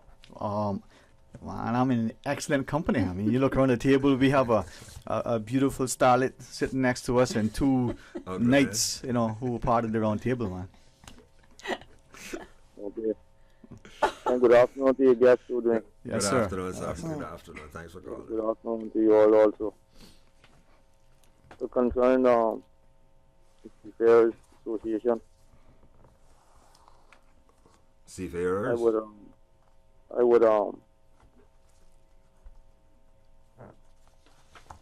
I would recommend that you all work towards Seafarers Association Hurricane Shelter with a foundation, I would say 20 feet, and a building that can hold at least 1,200 people. And I think Bordentown would probably be the best place for it to be built. I think it's a goal that the Seafarers Association should work towards and get the help of the government by collecting concessions and putting towards our Seafarers Association fund. Thank you all very much. All right, thanks for the Thanks call. very We'll much. pass that on. Yeah, man. Well, these are discussions, Mr. Loxley, through the CI Retro talk to the specialists that we've had. You've always been part of our maritime heritage, and so this coming Saturday evening, 5 p.m. to 7 p.m. at the box you office. forgive me, I still call it mariculture sometimes. So Yes, listen, they that's came on Turtle Center. I still call that's it part of Turtle our Farm. that's part of our history too. Okay? Yeah, We don't yeah. want it to Yeah. And I'll, Well, I'll thank make you for read that. the history book one day. Yes, sir. Yes, sir. If you look in the book, there's another story that I want to draw everybody's attention. That's the story of Tom Dias. Yes. You want to know our history and our role that people did way back then? Read what Tom Dias did. Well, I credit my good friend, Dr. Sidney, for reminding me constantly, And Dr. Steve. Yeah. So this is, Ms. Loxley, as we close our discussion, I'll ask you for some final thoughts, Mr. Jersey Wish, and of course, Ms. Susie. Anything you wish to share, Mr. Loxley? Well, I think that those that can ought to get a copy of this book. We're giving the education department 100 books to put in the schools, education centers. The library, that includes the libraries, private schools, up to 100, whatever they let us know that they need, but we want it in the private schools as well as the public so schools. that the youngsters will have at least a little bird's eye view of what our maritime history is all about. And as I said before, it's a rich history, and we need to sing more about it. That's right. Celebrate it. Be proud of it. All right. And if you want to get a copy of the book, you can go online to www.clmpublishing.com. You can order the book there. You can pay for it with a credit card or whatever you want, and for a small fee, if you need, she'll deliver it. The her bookstore Words and More is in A.L. Thompson's building by the post office, so you can call and order your book, and you can go there and pick it up, if you want. But you can actually do it online as well. Okay? More than words, yeah. And just thanks for having us on today to do this. I'm sure we'll be back on again to promote it some more. And I just want to encourage everybody. I think you'll be. I don't want how to encourage it. I think once you get into the book, you'll go back many times to read different stories. It's not necessarily like front cover to back cover book, because different people will be interested in different sections. All right. Well, if it's okay with the three of you, we have permission to take one final quick call for this segment. Yes, but just I for the think segment. so. All right. Welcome. Good afternoon. Good afternoon, gentlemen and ladies. Hey, afternoon, sir. Afternoon. Good afternoon, sir. Mr. Miller, Yes, sir. if you are after, Okay. me and you were supposed to build a catboat and you forgot. I didn't know. I went ahead and built a catboat. My catboat is rotten now, and I'm trying to build it back. So now I need you again. Now we can come and help me rebuild it. But you know what? You know what? Calling it to get my directions on it. But anyhow, it wouldn't have been bad if I had called you. 924-2778. 924-2778. Yeah, still got good, clean police record. I don't have to hide that number. Okay. So I leave it with you. Okay, sir. That's good. Thank you so much. Okay, and once again, thanks for the encouragement along the years. And it's people like you that make it worthwhile. And one final word, thanks to Susie for really doing a lot of work to get this book to where you can see it. So get one and you'll enjoy it. And come on Saturday. I just want to say everything has been verified. And also doing the research, you mentioned Tom Diaz, and I found his great-grandson in Canada somehow. I spoke to him. I spoke to the ex-wife or relative, and it's been so rewarding. And Mr. Diaz was an announcer somewhere in Canada where I found him and talked to him and talked to his mom. And so it's been far-reaching, and the research has been incredible, and it's been very rewarding. And the one thing that he did tell me made me promise. He said they've got my name wrong. They've got the Diaz name wrong. It's Dias. and they've got it Z. And would you please get it changed on the street sign? And I think I did it. I think it is now DIAS. Well, Dr. Sidney has always shared that. So again, little things that are not so insignificant. No, it's important you correct those. It was important to the man in Canada that was his great-grandson. Just like Bacchus and Bottomandoo and Bosun Bay. But we'll keep on that. Badabanu. No, what new if you're good best beer. Right. All right, so this Saturday, it's 5 p.m. at the Turtle Center. If you like me, please come. Please come. Yeah. All right, we'll remind people. They but have thank some you, Ms. old Susan. songs and Goldfield and the Goldfield song and the old Sea Captain. Yes, ma'am. About Callum Rich. All right, we're gonna pause and we're gonna take a break. We'll come back and we're gonna join our good friends from the HSA and focus on something that you're gonna be, as informed as always. So stay tuned for Talk Today. They say variety is the spice of life. And that's why at Subway, we're introducing the new Boneless Hot Sub. Say what? The premium sub brings new ingredients like spicy breaded boneless chicken, French's crispy fried onions, and buffalo wing sauce, bringing a zesty and flavorful experience with every bite. Add some of your favorite veggies, cheese, and ranch sauce of your choice of freshly baked bread for the ultimate boneless hot sub. For a little spice in your life, try the new boneless hot sub from Subway. So good and tasty. And make it a meal with a drink and chips or cookies. Subway. Eat fresh.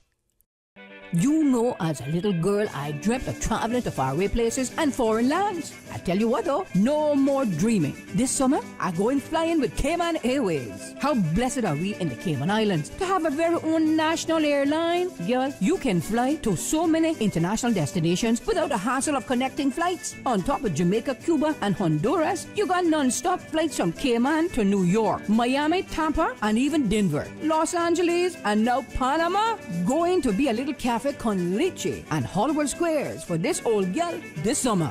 Make your travel dreams come true with Cayman Airways, offering non-stop flights for non-stop adventures in Panama, LA, and many more places in between. For details and to book, call 949-2311, contact a travel agent, or visit CaymanAirways.com. Explore your history. Explore your land.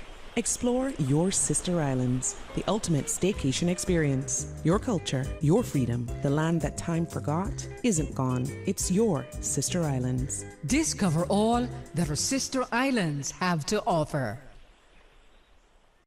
Yo, big up Massive. Listen up, we got some good news for you. Digicel is bringing you the hottest deal in town. Send top up hassle-free to Jamaica with the My Digicel app. No fees for a limited time. Me people, it's pure love from Digicel. Send credit from the My Digicel app, any kiosk, or go to a Digicel store and show your loved ones in Jamaica you care. They will stay connected, chat, and stream without them fees. Spread the word. This is a big deal. Tell your mother, father, uncle, auntie, brother, sister, and friend. Don't miss out on this limited time offer. Send top up to Jamaica today. Digicel, the ultimate connection.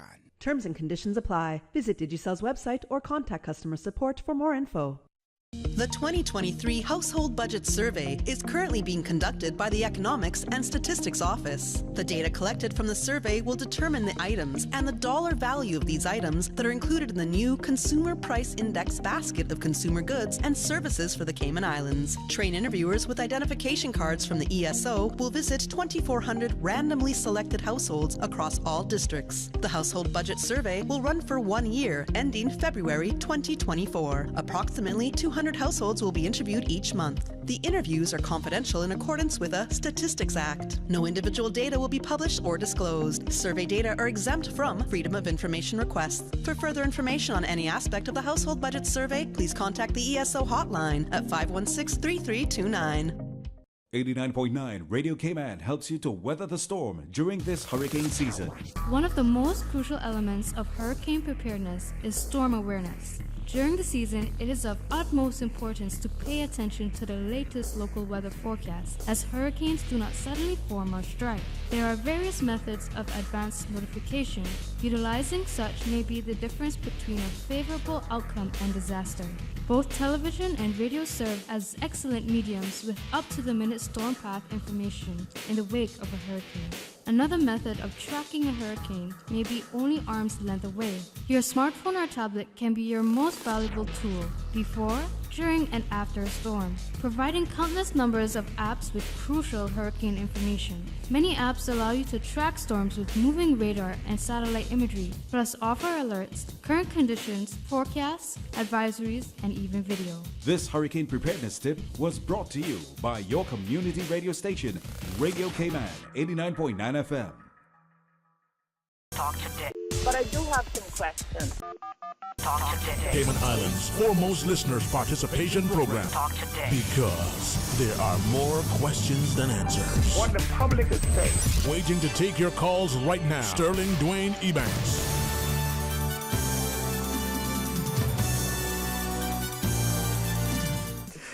Hey, good afternoon. Welcome. Thank you very much for joining us. I know you're thinking, is it Tuesday? Is it legal to have so much fun on a Tuesday? If you keep my company and you hang out with Susan, listen to the music, it always is. Well, we're always grateful to be able to partner with our various government agencies, departments, statutory authorities, and all the public servants. And in particular, as we champion the good folks over the Health Services Authority and even the health sector in general, I believe without contradiction that the two pillars in every society, and in particular this one, healthcare and education, and we can merge the two to give you proper information and education, edification and inspiration, well, we can do it. And if you get a good company of a gentleman like Mr. Timothy McLaughlin. My friend, how are you today, man? I'm giving thanks, man. It's a pleasure always being with you, Dwayne. Oh, it's always is, man, isn't it? I just kidding. Good to see you, man. Good to see you. Likewise. I know women at times you get accused of being handsome, but that's good, man. That's a good one. That's a good one. Well, no, thanks very much, because as we go around the table, we have the discussion. I'm asking initially to start, for our listeners, and we finish with Mrs. Smell, a quick intro. But I'm hoping that as people start to appreciate that knowledge is not only empowering, and it's not only liberating, it's equalizing. And as I was reading some works of Plato earlier, not that I'm in a strong intellect, but he reminds us that if a society is truly to be noble, if we're going to focus on justice, then equal access to education and healthcare should be for all, no matter if you're handsome like Mr. Tim, or if you're tall and debonair like Mr. Smelly, or if you're just cheerful like me, right, Mr. Tim? There you go.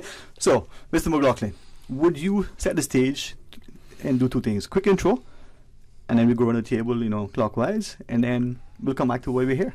All right. Thank you very much for that. Yes, my name is Tim McLaughlin Monroe, and I'm the Senior Public Health Surveillance Officer in the Public Health Department dealing with epidemiology. And we have Dr. Alan Wheeler, Director of MRCU, and Mr. Jonathan Smelly. He's the Director of the new lab. Symbol. What's that? Jonathan, you might help me with that. Symbol. Cayman Islands Molecular Biology Lab.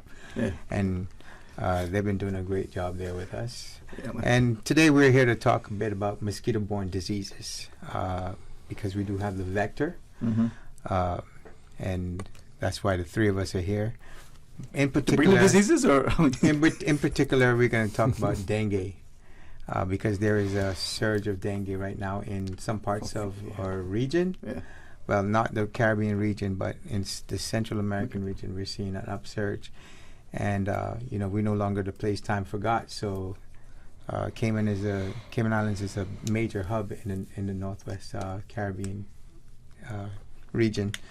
So, with that, we want to come out, like you said, to empower the population on what they can do, and also to educate on the particular diseases that the mosquitoes here can carry. Dr. Wheeler, I want to formally welcome you to our studio. First time I get a chance to sit across from you, and as jovial as I like to be, as appreciative of life and embrace it, I'm always mindful that part of the reason why I think I love life is because, as my good friend Dexter reminded me the other day, the number one sort of reason why people die is death, right? It's the greatest skill. And the heart stop. Yeah, boom. We live in a space and a place where, if Mr. Smeller, when he gets around, to his quick comments after, the intellect of can I say, young people like Mr. Smeller, so many, provides for us a future where there's hope, where there are these individuals who take in their gifting, their passion, but also their energy to create, to do, to inspire, to influence in a positive way. The older folks like us, we take the bottle of knowledge, we pass it on, but we are the gatekeepers. Exactly. Indeed. So here we are, for several decades later, and we're still battling the things that we thought we had once eradicated. Our parents talked about being able to go outside only in midday because the mosquitoes were bad otherwise. Now our children are saying, but the mosquitoes are bad all the time. The more we do the same, the more we are where we were. The mosquitoes, really, we're looking at controlling nuisance mosquitoes, which is the Tinea and then there's the disease, the vector mosquitoes, which Tim's talking about. Mm-hmm. Now, still, our records are showing we've reduced the Tinea population, the nuisance mosquito, from when MRCU started in 1964. We've had over a 99% reduction. So there's no way the numbers are similar now than they were back then. Yes, we will get emergencies and people will get bit, but you can't compare the numbers back then to... We're not killing cows anymore. Yeah, we're not killing cows. People can enjoy the majority of the year mosquito-free. But it's a living organism.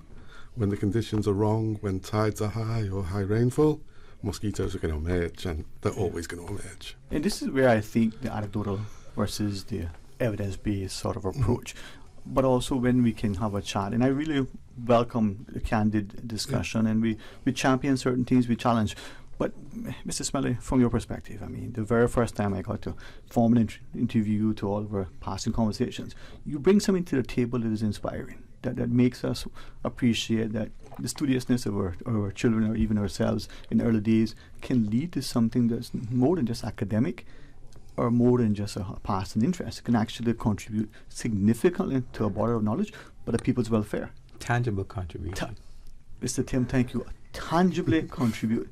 And that is something that is great for a small space physically, but also a small space when we count the numbers. Put everybody in Cayman in a football stadium, we still don't have, full capacity in some places. Right? Yeah, so this is good. Right. I don't really know how to follow up that. That's your thanks, man. No, but I'm very proud of you, if I may say so publicly, man. Thank you. Thank you. Yeah, I'm just here to be the cheerleader for these two. Brady Pom is fine. But in saying that, and I love the modesty and the humility, the idea that we look at molecular biology, the idea that we can take in the lab that we have, relative to not just the Caribbean, but the wider region, some of the work that emerges, you share with us, and it's almost without any fanfare. And it's not just because we as I said, partly to remind myself how important our liberties are. When we were all on the house arrest, it wasn't just then, it was those continuing work that just allowed that to blossom during that time. Mm-hmm. Yeah, we, the whole idea is that you develop this capability, right, to detect and control one pathogen. It turns out that there is a never-ending list of them, yes. And that's not the only one that Cayman's concerned about, right? So why not use that same technology and expertise to combat the other things? And in us being able to do that, public health is like, oh, well, that's fantastic. Let's move on to the next one. Here's a list. Yeah. Believe me, we gave him a list. Yeah. Well, Tim, with that list, because I think sometimes we take public health for granted. We take it from the public sort of policy perspective and lump it all into one. I think back to my friends who, maybe 4 or 5 decades ago were studying just that in whether it was LSE or somewhere else. And we fast forward to today where we're seeing almost a concerted, consistent, some would say even coordinated effort across the Western democracies in the global North relative to public health legislation, relative to not just the powers vested in public health officers, but the abilities of government to sometimes immediately respond, sometimes to almost impose, if I may use that word. Yeah, I always like to say public health is all-encompassing. Mm-hmm. It's in everything. Mm-hmm. Yeah. It's like water, Yeah. one of the things with public health, I don't want us to get too far off the subject of. I'll tell you for you. But one of the things I always say about public health is you know, it's in everything. Just like this morning, when you turn on your tap, you didn't have to think about whether the water coming through was clean, chlorinated, or, you know, suitable for human consumption. Mm-hmm. And when you sit at your table, you know, the food that came in from the farm to the table, all that, it has public health. The very transportation, wearing your seatbelt, you know, the chair you're sitting in, the ergonomics, all that is public health. So public health is in everything that we do, from when we get up until we close our eyes at night. The mattress that you're on, how it is produced and made and labeled is public health. Yeah. Well, as Dr. Williams and you know, Dr. Dorman reminded us about One Health approach. One Health. Now, when we come back from the break, Mr. Smell, I know you have that engagement at 2. If you're unable to stay beyond, that's fine. But let's pause and let's talk about it so that we appreciate with the Zika, dengue, chikungunya, or whatever the next iteration of whatever that next thing may be, how we can be sort of prepared, how we can appropriately respond, and how we can make our health collectively and individually that much better. So please rejoin us after the break. Hey, is your phone slow, overheating, and dropping important calls? Don't fret. This summer, it's time to flip out with Digicel. Introducing the all-new Samsung Flip 4 with its sleek design and cutting-edge features. You'll flip into the summer in style and confidence. This summer, you can grab the all-new Samsung Flip 4, all just for $145. Flip into the summer with Digicel. Visit a Digicel store near you and grab the all-new Samsung Flip 4 and the amazing 7-day Prime Ultra plan today. Now, more than ever, supporting your immune system is crucial to helping your body fight off illnesses like the common cold, the flu, and COVID-19. At ValueMed Pharmacy on Walkers Road and in Bordentown, we carry all the essential vitamins and minerals to help support your immune system and improve your overall health. Some of our top immunity support picks are vitamin C, vitamin D, zinc, elderberry, and quercetin, or the popular 7-in-1 immunity support. Our pharmacists are always on hand to help guide you and answer any questions. Visit ValueMed Pharmacy on Walkers Road or Bordentown. Live happy, live healthy with ValueMed Pharmacy. The offices of dermatologist Dr. Wayne Porter will be taking appointments from July 9th through 15th at his Crew Road Clinic. Appointment slots are limited, whether you're seeking advanced skincare, Botox, filler, cosmetic skin enhancements, or simply looking to reduce wrinkles.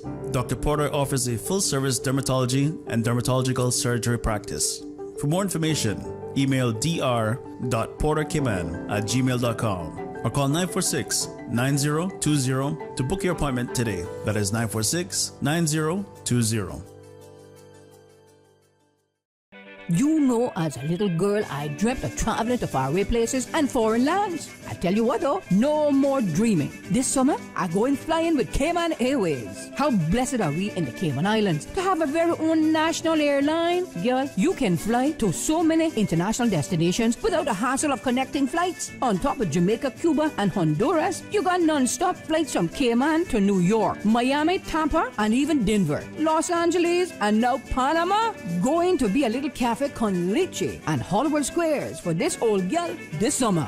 Make your travel dreams come true with Cayman Airways, offering non-stop flights for non-stop adventures in Panama, LA, and many more places in between. For details and to book, call 949-2311, contact a travel agent, or visit CaymanAirways.com. Always separate debris from household garbage after a hurricane hits. Debris includes roofing materials, downed tree branches, and metals. All items of debris must be placed in separate piles to the front of the property or at a side that is easily accessible to collection trucks. Debris must be placed in a location that will not cause obstruction to roadways or come in contact with electrical lines. For more post-hurricane food safety tips, visit DAH website at www.gov.ky/DAH. Talk today. But I do have some questions. Talk today. Cayman Islands' foremost listeners participation program. Talk today. Because there are more questions than answers. What the public is saying. Waiting to take your calls right now. Sterling Dwayne Ebanks.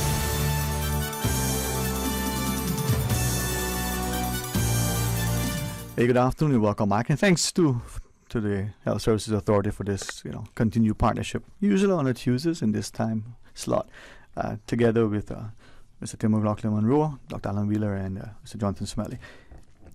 As we go into the break, Jonathan, we're looking at not just the resources we have, the investment of equipment, the building of buildings or the sort of equipment of labs, but also the people and your work and your team, because I know you've always quick to share it's not just a one-man show.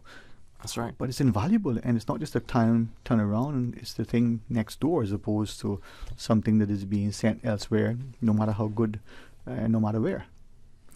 Yeah, the ability to discuss with our stakeholders the results of our analysis of our work, I think plays a big part of the value, of any laboratory service, right? So when you send something away, you lose that ability to interrogate, to discuss, to see where to go from there, troubleshoot if necessary, or discuss differentials of results and so on. And that is something that we've been needing to develop, So that is a huge benefit to us as well as the people providing a service, because we get to be in constant communication with the experts that can provide us with a lot of knowledge and help us upskill and be able to appreciate why we're doing what we're doing also, because we see the impact. I mean, we look at Paho, we look at Trinidad in particular, and we see the strong intellect, the investment, and the ability to influence. But from here to there can take a while.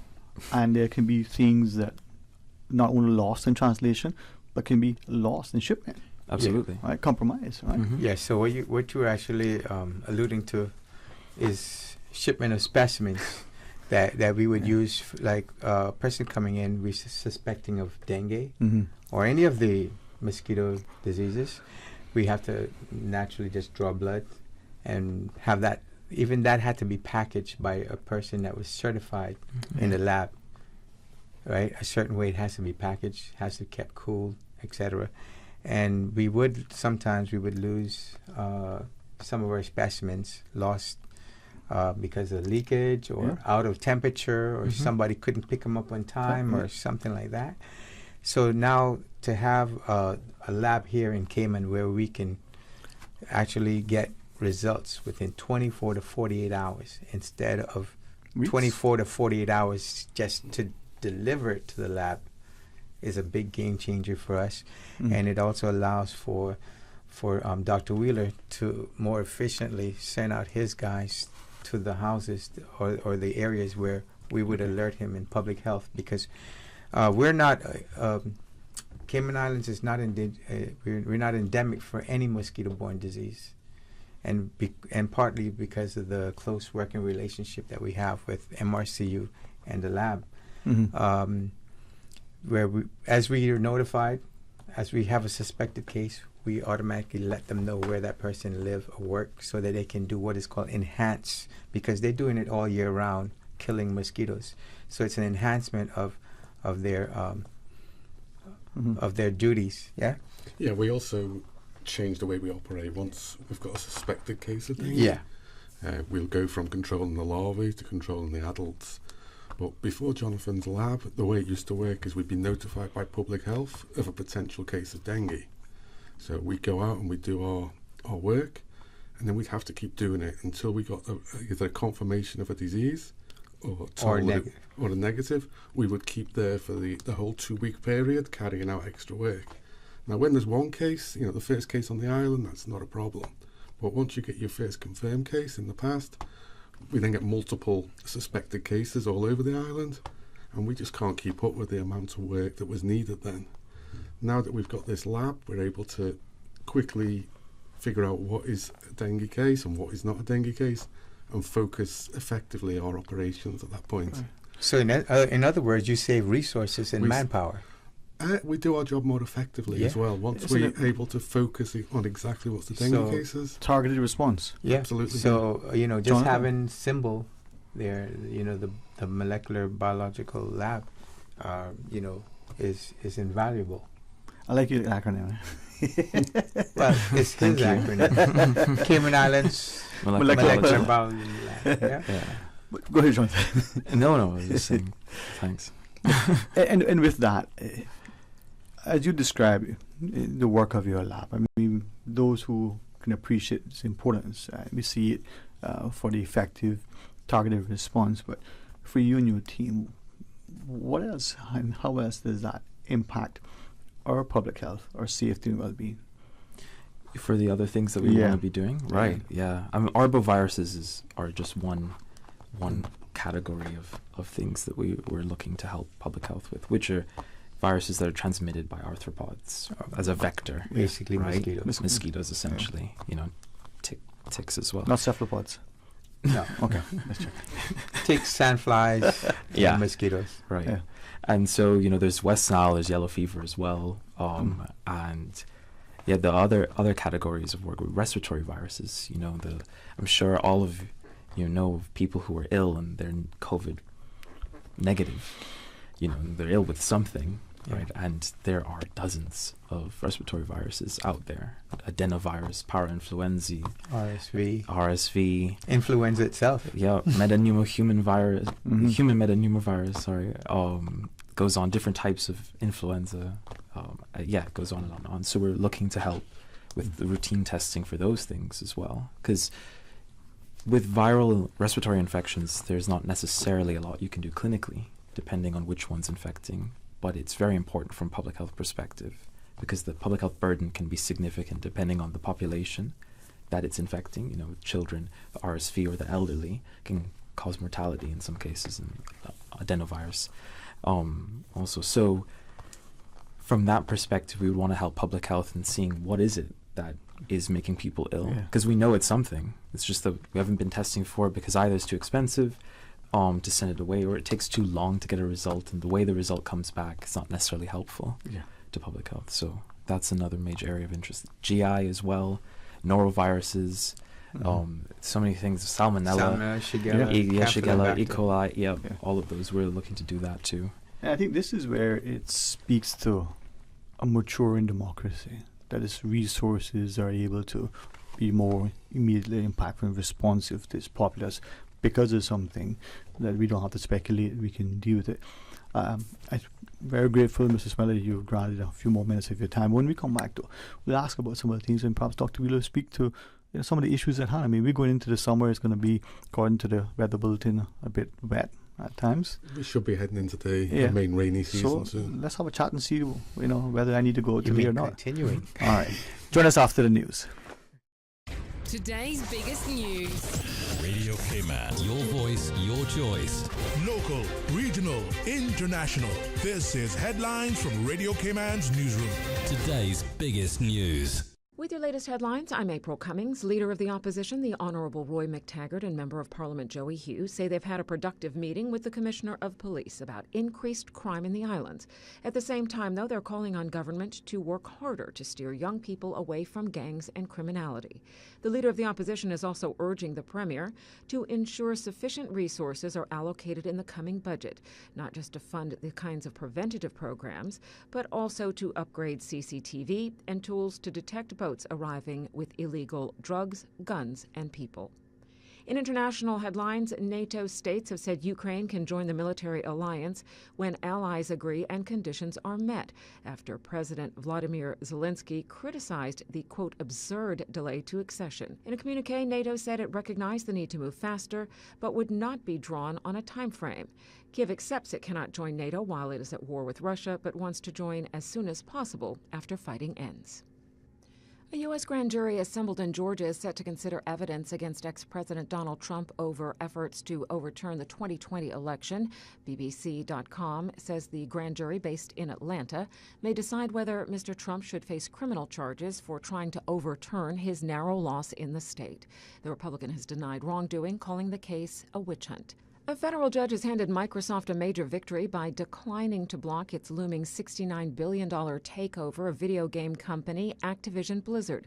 Regulators sought to kill the deal, saying it would hurt competition. A U.S. district judge said in a ruling that the merger deserved scrutiny, knowing it could be the largest in the history of the tech industry. But federal regulators were unable to show how it would cause serious harm and wouldn't likely prevail if they took it to full trial, she wrote. Those are your headlines. I'm April Cummings. Today's biggest news. Radio Cayman. Your voice, your choice. Local, regional, international. This is Headlines from Radio Cayman's newsroom. Today's biggest news. You know you've dreamed of that Mercedes, the smooth leather, the style, luxury that feels so good. Ooh la la. With the prestigious 2023 Mercedes-Benz GLA 200 up for grabs in this year's Lions Club of Grand Cayman Benzorama fundraiser. This is your chance to make that dream come true. Tickets are $25 for one, 3 for $65, or 5 for $100. Benzorama fundraiser tickets are available with Lions Club members and various sales outlets. The Lions Club of Grand Cayman Benzorama fundraiser supports numerous community initiatives, includes sightseeing, Christmas delivery, restoration, and social services. Talk today. But I do have some questions. Talk today. Cayman Islands' foremost listeners participation program. Talk today. Because there are more questions than answers. What the public is saying. Waiting to take your calls right now. Sterling Dwayne Ebanks.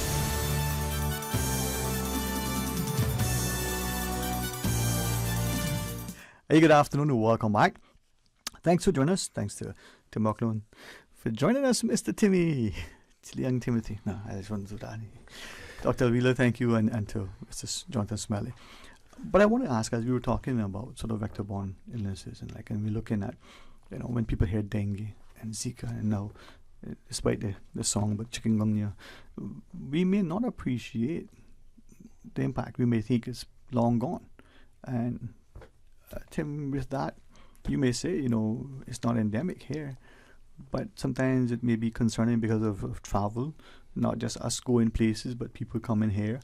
That's correct. So give us not just a reassurance, but give us the information so that we can be, better educated as to how we should, Yeah, and that's the reason why we're here, to help to educate the populace, and like you said, to empower them and to help to equalize, knowledge is power.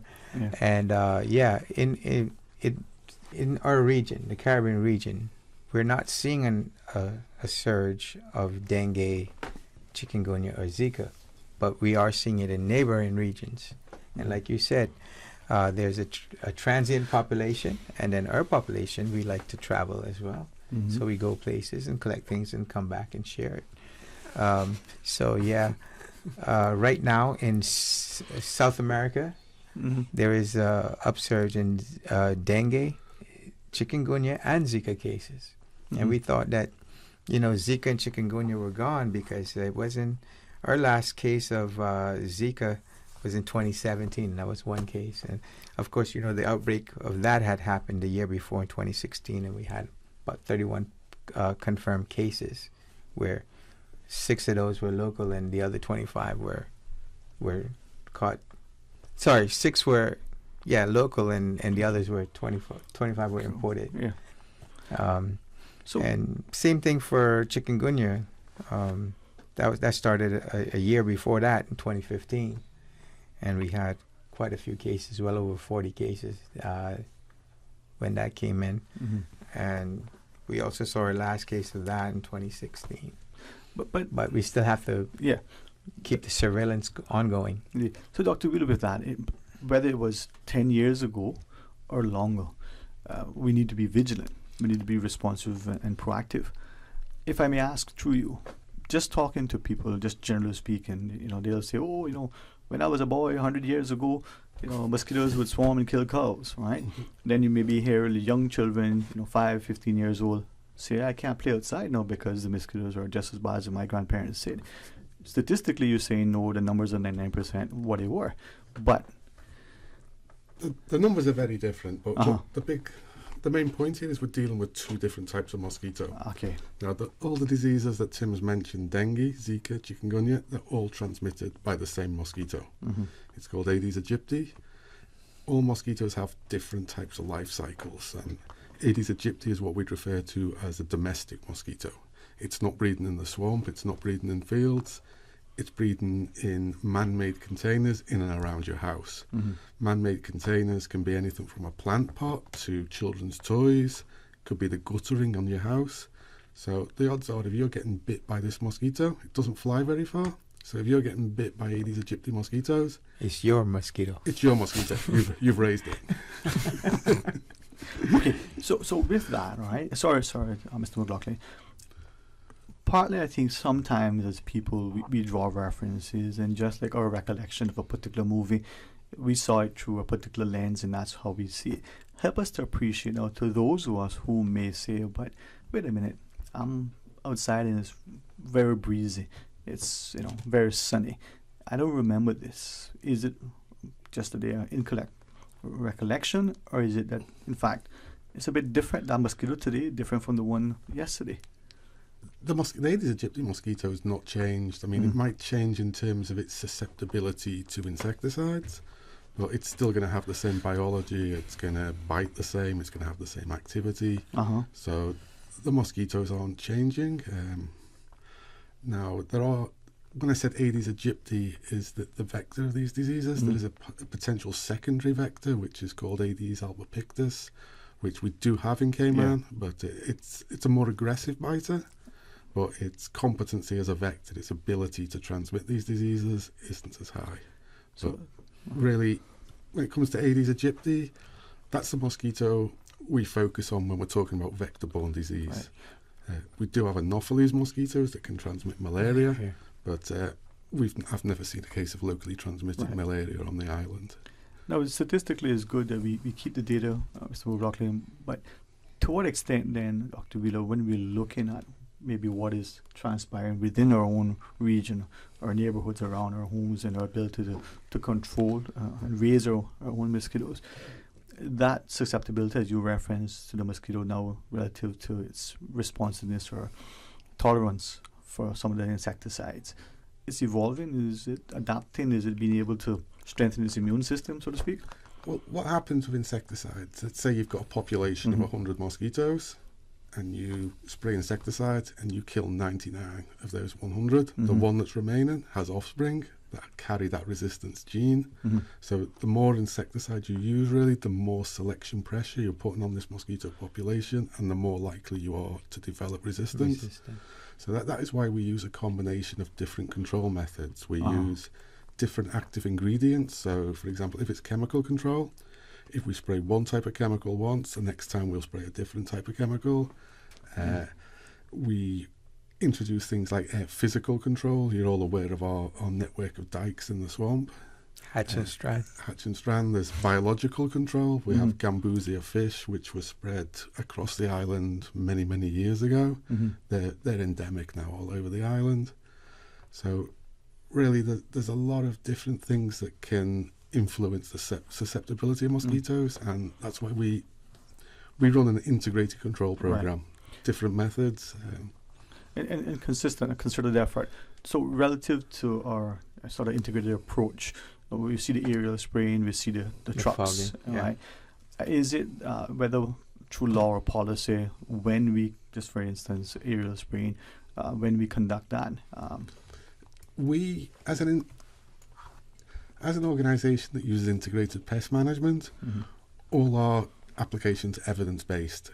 We wouldn't respond, like say you're having an event on Saturday, we wouldn't go out and spray your house just because, you'd asked. It has to be based on mosquito numbers.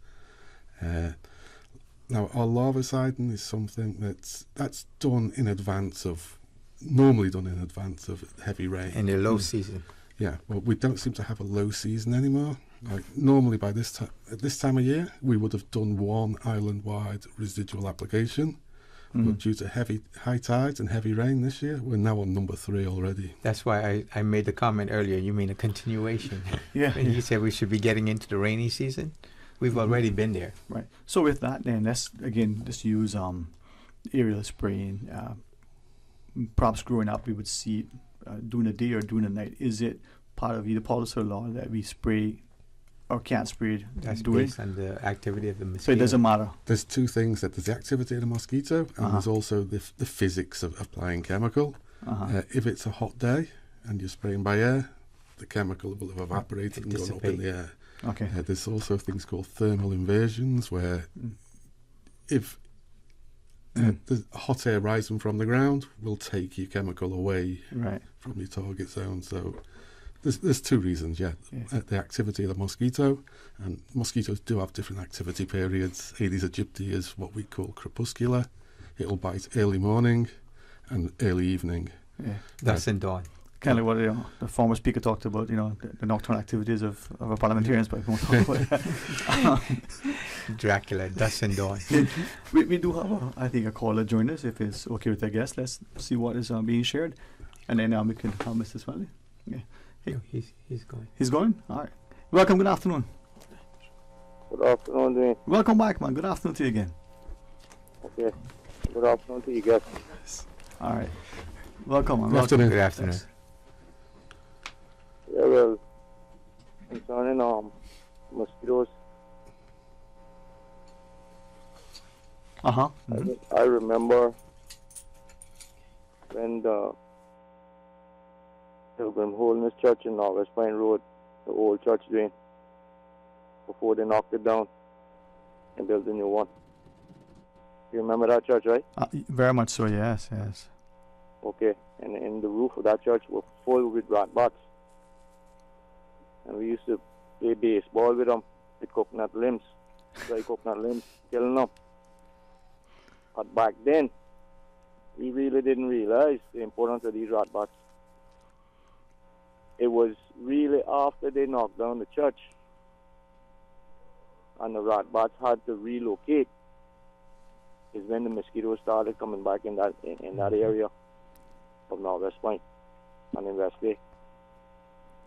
And it was found out that the rat bats were eating up all the mosquitoes in that area and as far as they could fly and make it back to that church. So the importance of rat bats when it comes to getting rid of mosquitoes is very important. Yeah. And you don't have to use any chemicals. It's just that rat bats, they love fruit trees. But if government is able to recommend people to build rat bat houses in their yards, they will be able to get rid of the rat bats in that area. The mosquitoes. And then by others doing the same, that's what's going to help us to get rid of these rat bats without having to use chemicals. Because back in the olden days, they never had no chemicals. It's the rat bats that were eating all the mosquitoes. So using natural resources is what you're advocating. Dr. Wheeler, thank you very much, sir. Thanks. Thank you too. Yeah, I mean, bats definitely are predators of mosquitoes. The most effective predator we've found has been the fish, the mosquito fish, Gambusia, is its Latin name. That's a very effective predator as it feeds on the larvae. Now, the bats, although they do kill adult mosquitoes, they can only ingest a relatively small number. Mosquitoes don't make up a major part of a bat's diet because the energy expired to actually catch a mosquito is much greater than the return when you eat it. There are other predators. There's damselflies, dragonflies. There's a lot of natural predators that they all play an important part in helping control mosquitoes. I do think we'd still need chemical and or physical control operations. We couldn't just resort to bats control the mosquito population here. I guess that's when they help to balance the ecosystem. We're going to take a break, Mr. Tim, but go right. Yeah, one of the quick things I wanted to say is that for us here, we can make a distinction when we see a mosquito, but for the general public, you wouldn't know which one is a Aedes aegypti, which one is just a Tinnirinchus or a nuisance mosquito. But to us, getting bit by a mosquito is the main thing. So, but just to go back on Dr. Wheeler's point, they're controlling both types of mosquitoes. And definitely we don't want to go back to seeing days when mosquitoes killing cows or anything like that. So as we return from the break and conclude the discussion, maybe give us a perspective in an expectation of what we may be facing, what we can and should be doing, and the like. Please join us after. From boat days to beach gatherings, leave the catering to Subway. Choose from small and large sandwich platters, double meat wrap platters, and top it off with optional cookie platters for dessert. Or ask about our Subway box to go with the option of 6-inch or foot-long sandwich, 1 cookie, and 1 bag of chips for all occasions and celebrations. Let Subway focus on the food so you can focus on the fun. Visit subway.ky for catering options. Subway. Eat fresh. It's a 24-karat summer with Digicel. In honor of our first truly COVID-free summer, Digicel is giving away $24,000. Be one of 10 to win $2,400 this July. For a chance to win, all you have to do is switch to Digicel, activate a Prime bundle, or simply pay your bill on time. It's that easy. It takes 2 minutes to get $2,400 richer. Make the choice to win today and visit a Digicel store near you.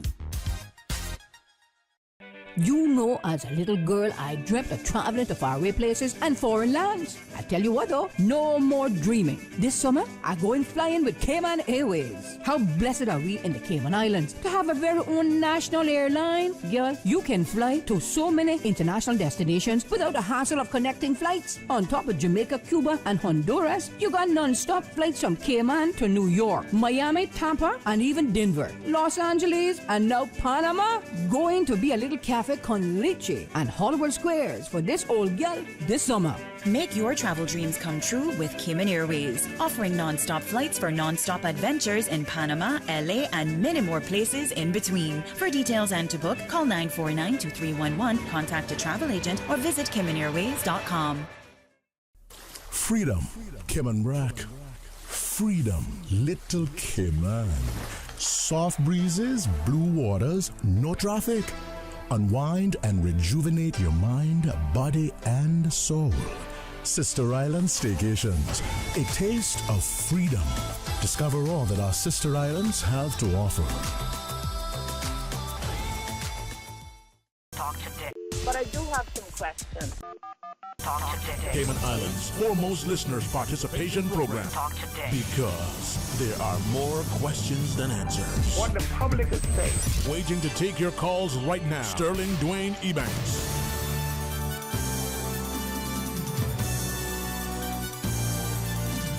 Hey, good afternoon and welcome back, and thanks for joining us. And as we continue the discussion, I'm very grateful to Tim McLaughlin Monroe together with Dr. Alan Wheeler for sharing with us.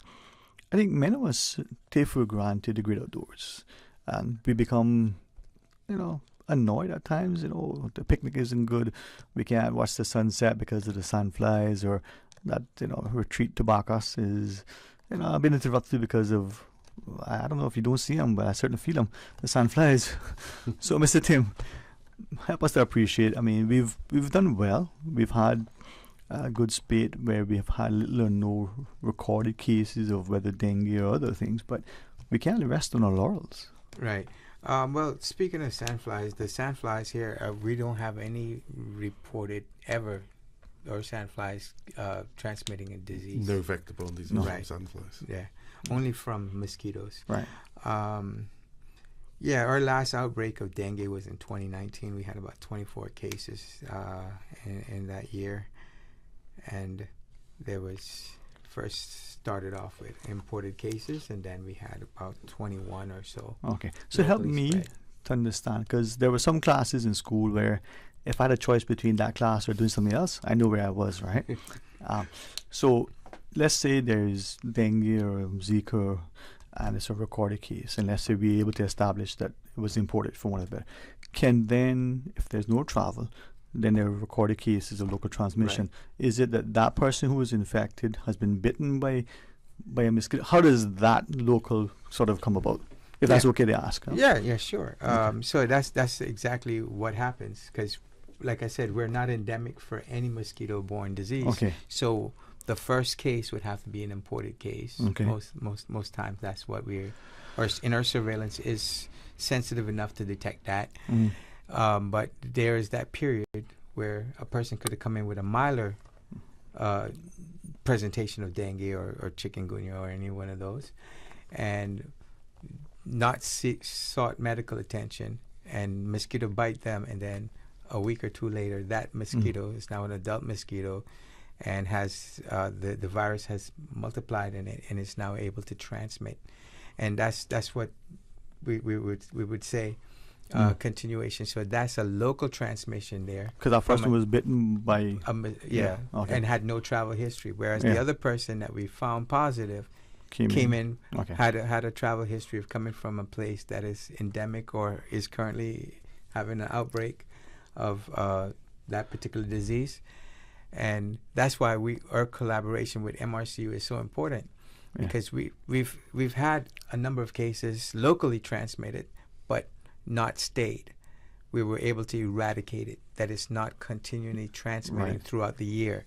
And that's why we can say we're not endemic.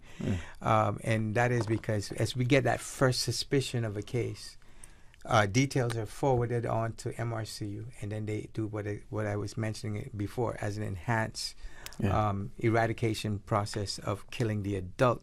And that's what Dr. Wheeler was alluding, that they shift gears and go into killing the adults, because they're would have been the ones that may have bitten that person, and then a week later able to transmit the disease. Right. So Dr. Wheeler, with Tim's sort of explanation, then we as the individual, whether it's protective clothing or other mosquito repellents, or even the things we do around our yards and in our neighborhoods, as we kind of jovially said, we're raising our own, but there are things that we can do to help not only protect ourselves, but help to mitigate against local transmission.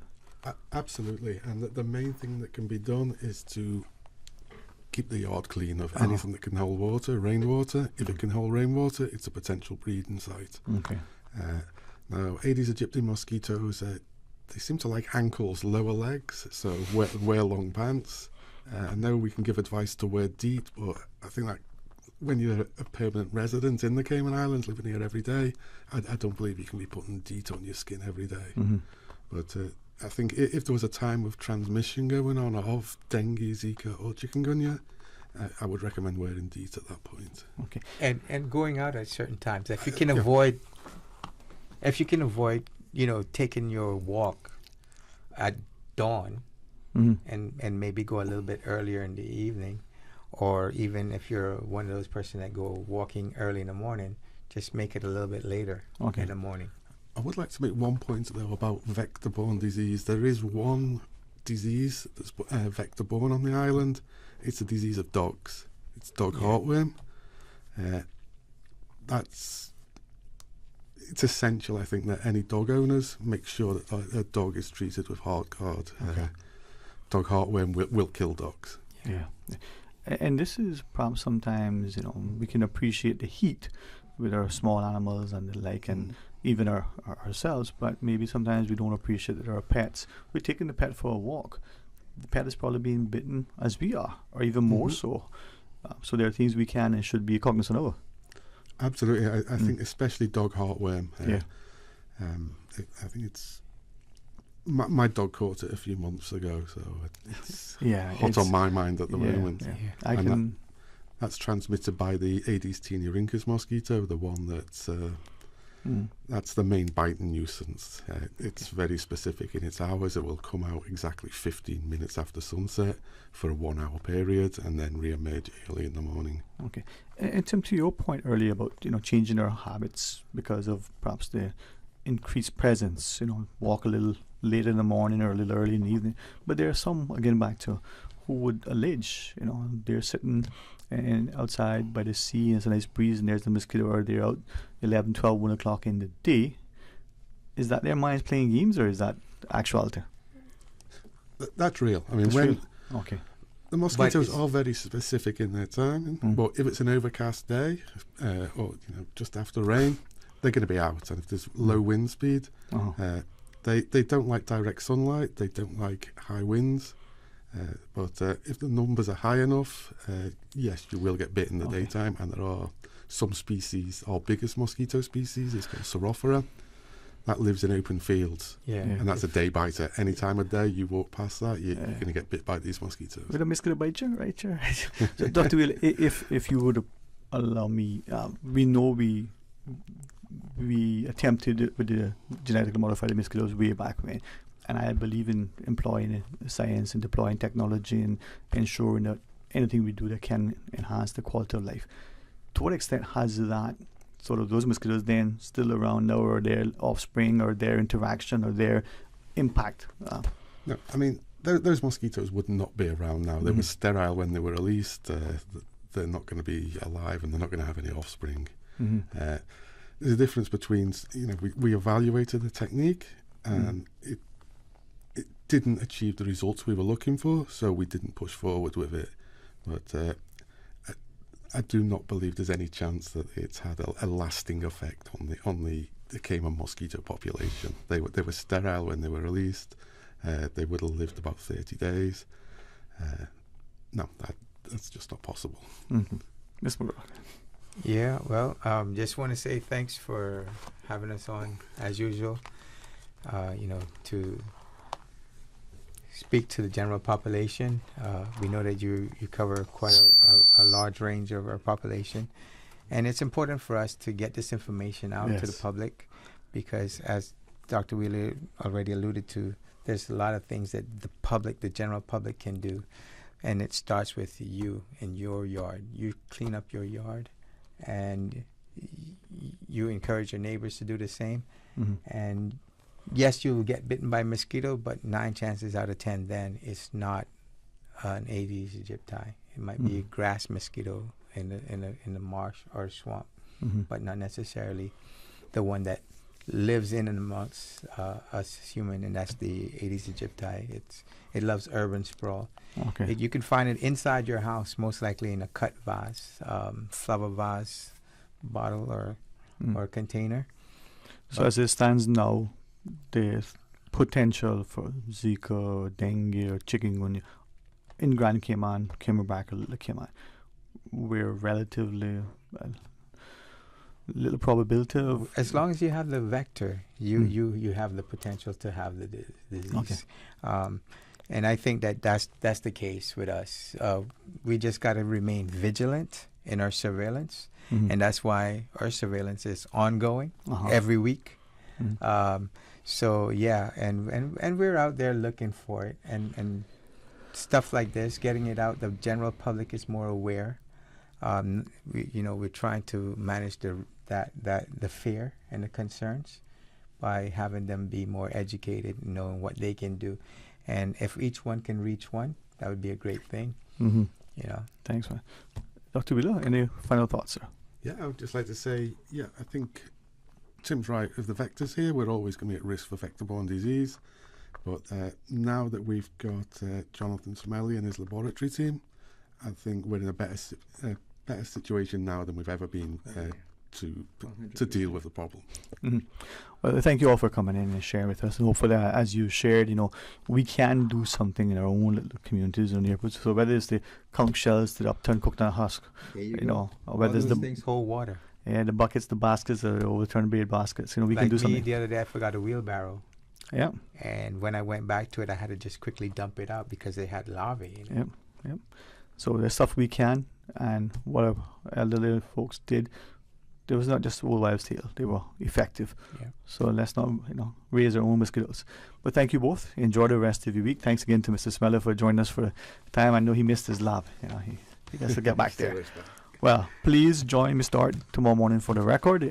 Always a good, informative, engaging, educational show. I learned much in listening to him, and particularly when he has Dr. Steve joining him from time to time. Come back, we talk today after the midday news. I won't request an Alabama songs from Susan, but boy, if she plays them, I'll be listening.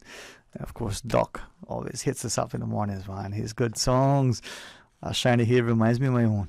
Until tomorrow, my friends, be blessed. Talk Today is brought to you by Subway, open 24 hours in Countryside, Anderson Square in Georgetown, and Centennial Towers in West Bay. And by the Ministry of District Administration. Explore your history, explore your land, explore your sister islands. And Cayman Airways. Call them on 949-2311 to book your nonstop flights to Los Angeles and Panama. And Digicel, Cayman's bigger, better network.